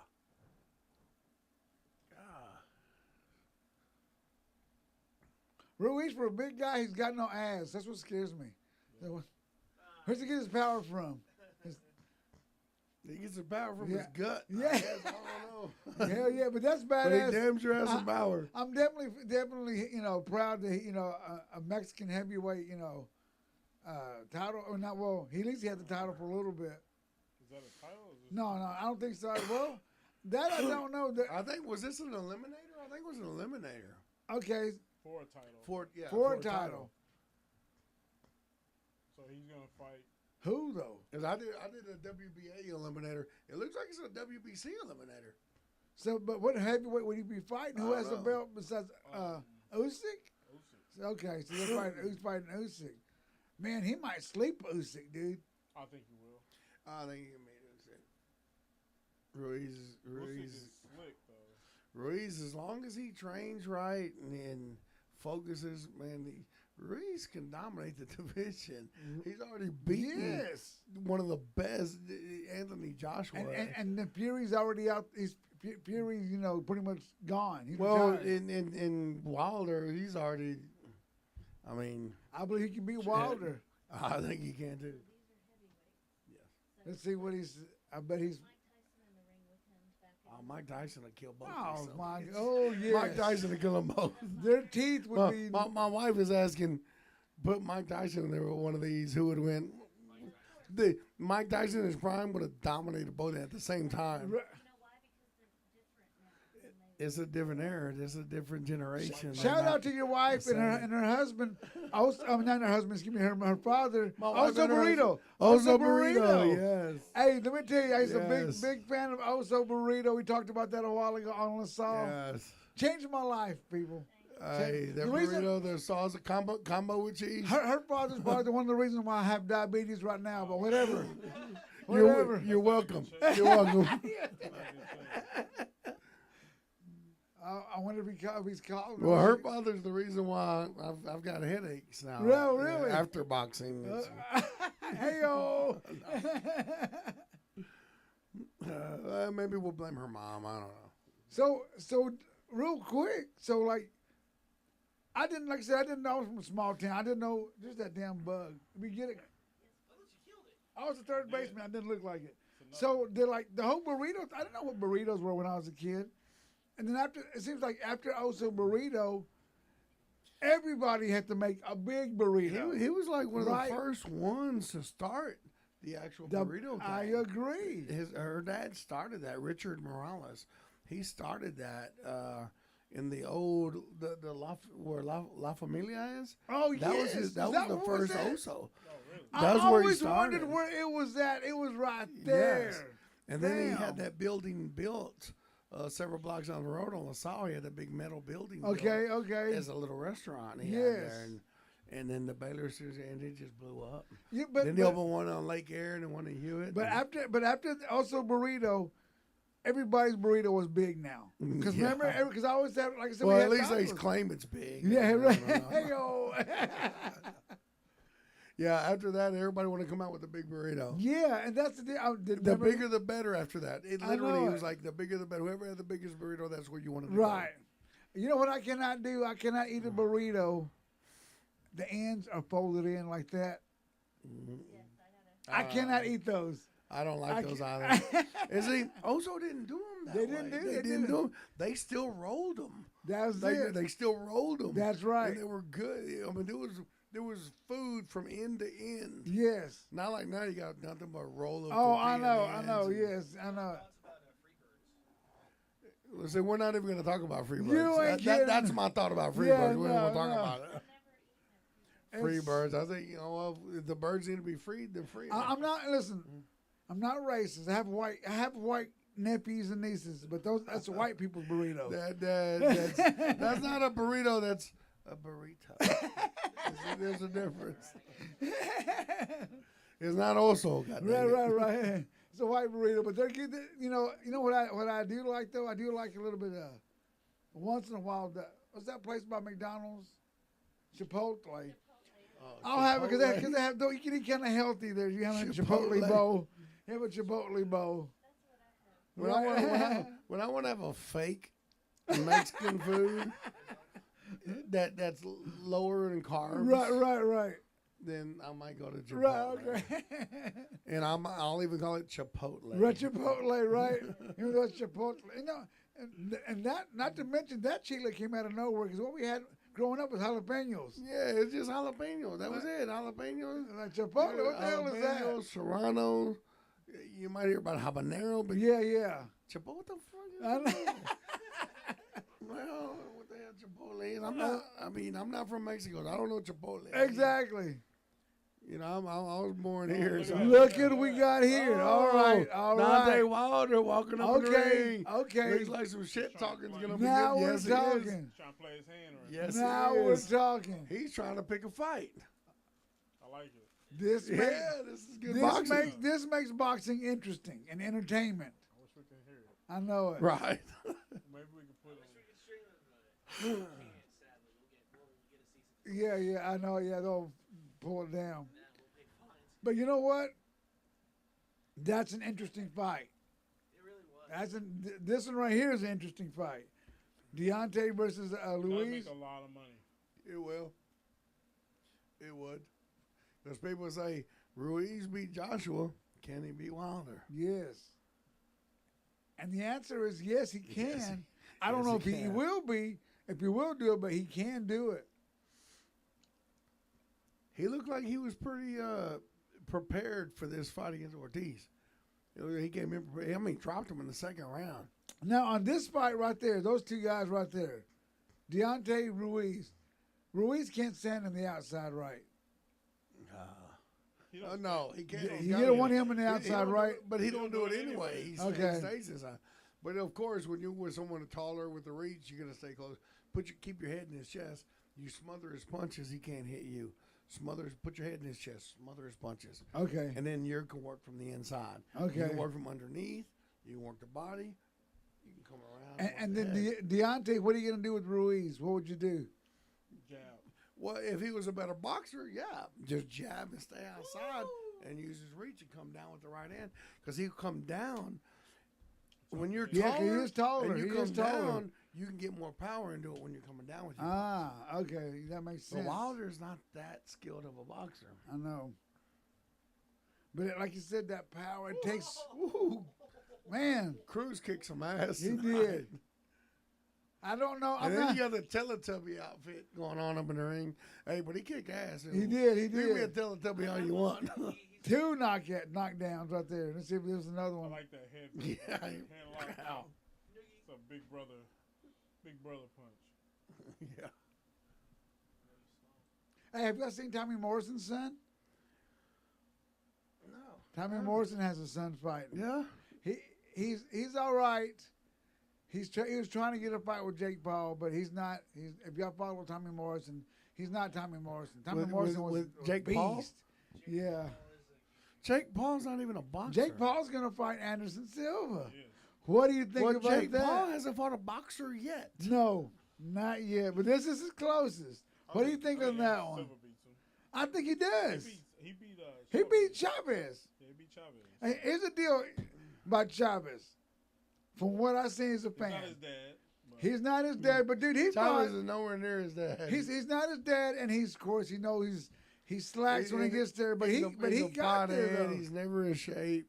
He's high. But he's fought at one time. He fought high level fighters. I mean, he did. I mean, he fought high because level of fighters. his name, he got to fight these top names. Yes. Because of his name, yes, he got to fight these big. That's true. Big names. What do you think about so there's a lot of fighters that don't get the recognition that would be able to beat some of these top guys, but they don't get there because they don't have the backing. Right. Trust me, the best fights in the world aren't the ones you see on pay-per-view. No. They're in the gym. I've the heard best that. fights in the world happen in the gym, not I've on heard pay-per-view. that. Dude, I've had some wars in the gym. I told you about one guy I used to spar, Danny Trevino. I have a scar on my bottom lip. I got a scar here, and I got a scar on the inside. 13 stitches on the inside, 4 on the outside, where Danny Trevino hit me with an uppercut.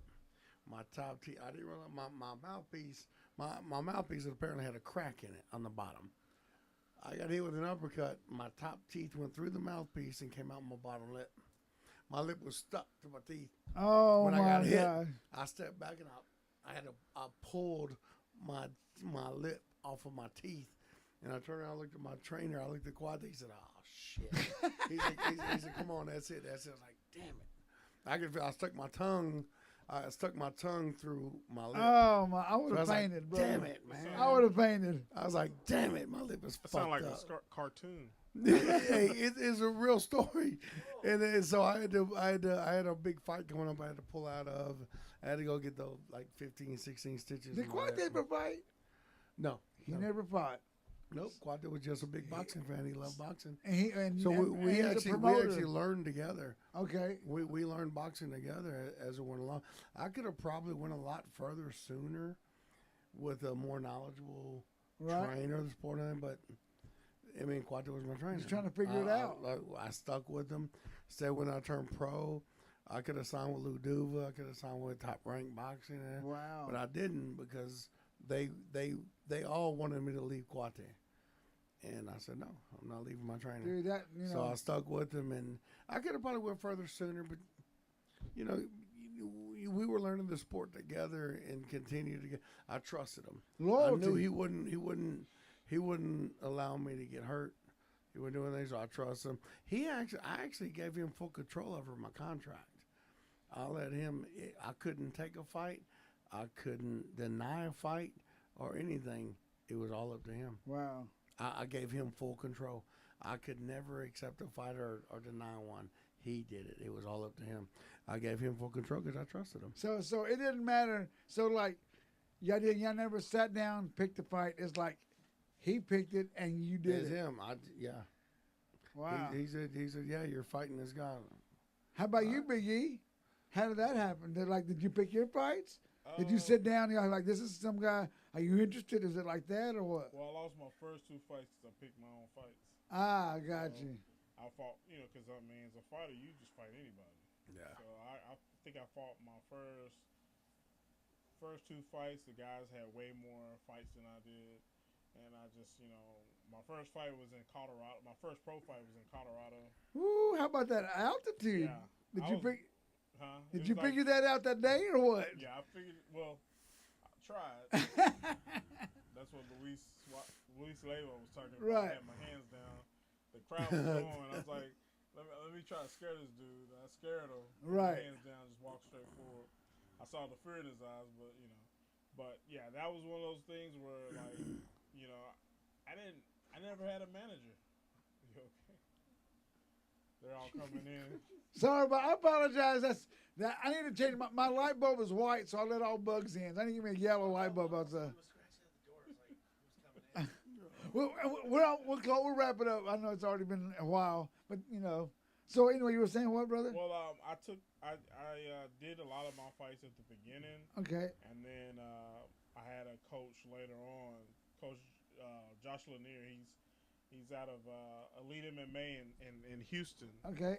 And then he started putting me on the right path and getting me the right fights. So, and you know, I just fought whoever. I never had a manager. All the money went to me, you know, and I would pay out coaches. And you know, as far as my sponsorships went straight to me, you know. So and now you're passing the torch. Hopefully find somebody. Hopefully find another Big E that wants to fight professionally. Yeah. Even if he's a little E inside. Yeah. Right, either one. A Q. That's right. There you go.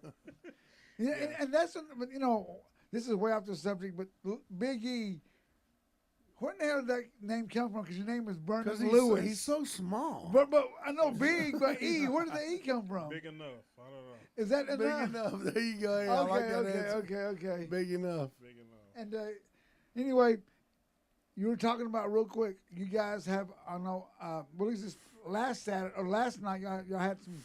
So what was that event? What was going on over there? Just sparring. It was sparring at night. Is this gonna happen? Vendors. We're gonna do it probably once a month. Just have it out. I'm damn. You bring your lawn chairs? Is that what happens? Lawn chairs. You bring beer. What? You get tattooed. Dang. They have it all going on over there, Juan. Have some good fresh squeezed juice. Right. Have some tacos. Have Now a burger. you're talking. South Waco. Waco never. 1723 South Valley Mills, right by the HEB and I-35. So it's right on the hill. So it's like a little garage area. We right off of Bagby. Right off of Bagby. Jaime Vasquez. He's really, you know. Is he the paddleboard guy? Yeah, yes. Paddleboard. So he's a friend of mine, but it just says whatever something. Power horse. Yeah. So I don't know his names. I know him as a paddleboard dude. Yeah, he's really I've known him forever. I've known him since Iron Horse, and he's worked. I remember seeing him doing like privates in the morning, all the way till at night. Like he just doing like he's just an entrepreneur. He is. When I used to study jiu-jitsu with under Chris Spicer, I used to see him there all the time. That's when I first met him. And I was like, I like that dude. He's just a hustler. Yeah, he's a hustler. He's a hustler. He knows how to make money. He knows how he's to. paddleboarding. He's doing. He's doing fashion design. He's like washing cars. He's doing everything. So that's the mastermind in all this. You know? Okay. So he thought of that, and I was like, cool. Like, I think it's a cool thing, dude. I mean, you get to see boxing right here in our community, right down the road from where I'm at right here. Yeah. That's badass, brother. Yeah. Thank you for that. Hopefully we'll advertise it better next time. But yeah, you go out, have some food, some burgers, some, you know. Maybe we'll figure out something. Maybe we'll figure out something how to do some live band deal over there. No, like a live podcast over there. Yeah, I would love to do that. Commentate. I think it would be cool. I don't know if you heard the story of and one that basketball state thing. Yeah. No. I get teams come in from out of town all the time in my gym to spar all the time. I would love to do something. Dude, I get pros that come down. I get some Golden Boys about fighters come to my gym and spar all the time. Yeah. Man, I wish Waco would hurry up and just get something going. I'd love to see some boxing, MMA, or something together. I've been talking to and working with a few promoters that we're gonna start bringing pro boxing back to Waco again. Badass, I brother. get Jesse James Leon and I are gonna work together and bring boxing. Dude, that would be badass. If we did, Jesse James Leon used to work with Golden Boy as well. He used to do Golden Boy promotion and I've got another promoter with that works for De La Hoya that. They wanna get with me and work. They about Waco. Dude. They want to do it in Waco and start promoting it, dude. Big. So I would love to help out anyway. Whether I'd love to have some fighters on here just to promote it. But that would be badass as a fan, dude. I'm telling you, Waco needs that, and Waco right now is kicking. That'd be great right now. It would be great right now. It'd be good. Anyway. Boxing needs to get back. MMA, everything. I mean, all competitive sports. Combative sports we need it right now. It's not doing anything in Waco. No. We need to get it back, man. Yes. We need to get things back going again. Well, as a musician, we're just barely getting back going. Here's the deal: the whole world is barely getting back going. No. We all had pandemic set back a lot of things. It did. And like I said, and I was still when my first day out going playing, it's like I was still being an older guy, a little skeptical, but we're doing it now. We're playing, but You know, I'm sure that's the deal with martial arts still here in Waco, but that would be badass if we do get it. Jaime Lerma, where are you at again, brother? Our new address is 1512 North 15th Street. Take your kids there, folks. Yes, Free bring 'em boxing down. from And we got adult training, we got kids training, amateur boxers, professional boxers. We work at all levels, and all of my trainers there are all certified USA Boxing. They're all certified through USA Boxing as trainers. What's up. So there's not just people walking in and saying, "Oh yeah, I'm a trainer." No, they're certified with USA Boxing. All of us are. Let me tell you, if you were in the big city of Dallas, that would be a $200 price tag each month. Easy. Each month. I'm telling you, folks. Easy. Take your kids up there to Jaime Lerma's. What's it called? Jaime Lerma's. Lerma's Waco Boxing Club. Lerma's Boxing Club. And brother, dude, Waco should really. I'm telling you, they should really have a Jaime Lerma Day because, dude, Hold on. We had a Jaime Lerma Day. It's January 31st, 1996. It's Jaime Lerma Day.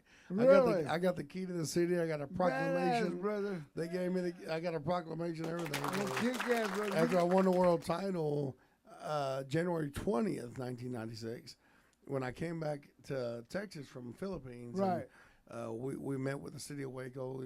We showed the fight with the mayor and everybody. Right. Watched the whole entire fight, and then they presented me with the key to the city and a proclamation declaring January 31st Jaime Lerma Day. So I do have a day. Well, thank you for that, brother. That's badass. You know, Jaime Lerma right here in Waco, Texas. I'm telling you, everybody, if you're a boxing fan, you got to be a Jaime Lerma fan. There you go. For real, brother. I mean, and take your kids to a title holder, guy who fought for the national team for free boxing. Get the hell out of here. Do that, please. And if you're an older guy, go up there and visit my boy Big E right next to HEB. You don't have to be old. You can be younger too. Is HEB a liquor store, and then Big E's place, right? Hey, I got them too. Yeah, right by HEB. Yeah. I like how you threw the plug in for the liquor store. I know that right. The Twin Liquors is right there. It's the other side. So after the workout, you're sore, you go get you a shot, and you'll be all right. Right. But a daiquiri place, right? That's right. There you I mean, go. come on, but thank you guys for doing this. We're just basically just man, we had a blast. Fans just watching boxing. I'm a big fan. So I know you guys are busy guys doing what you do, but definitely I have to get the two biggest names here in Waco that represent martial arts, Jaime Lerma and Big E. So thank you, brothers, for real. Yes, sir. Thank you so much, having my me, friend. man. I appreciate it. And enjoyed it. And I think Wednesday, I'm having. I'll be back Wednesday. I got a guy that makes a real movie maker and an actor. You're gonna want to catch these guys do some big things, and I'm having him right here Wednesday on Broke Down at the Shack.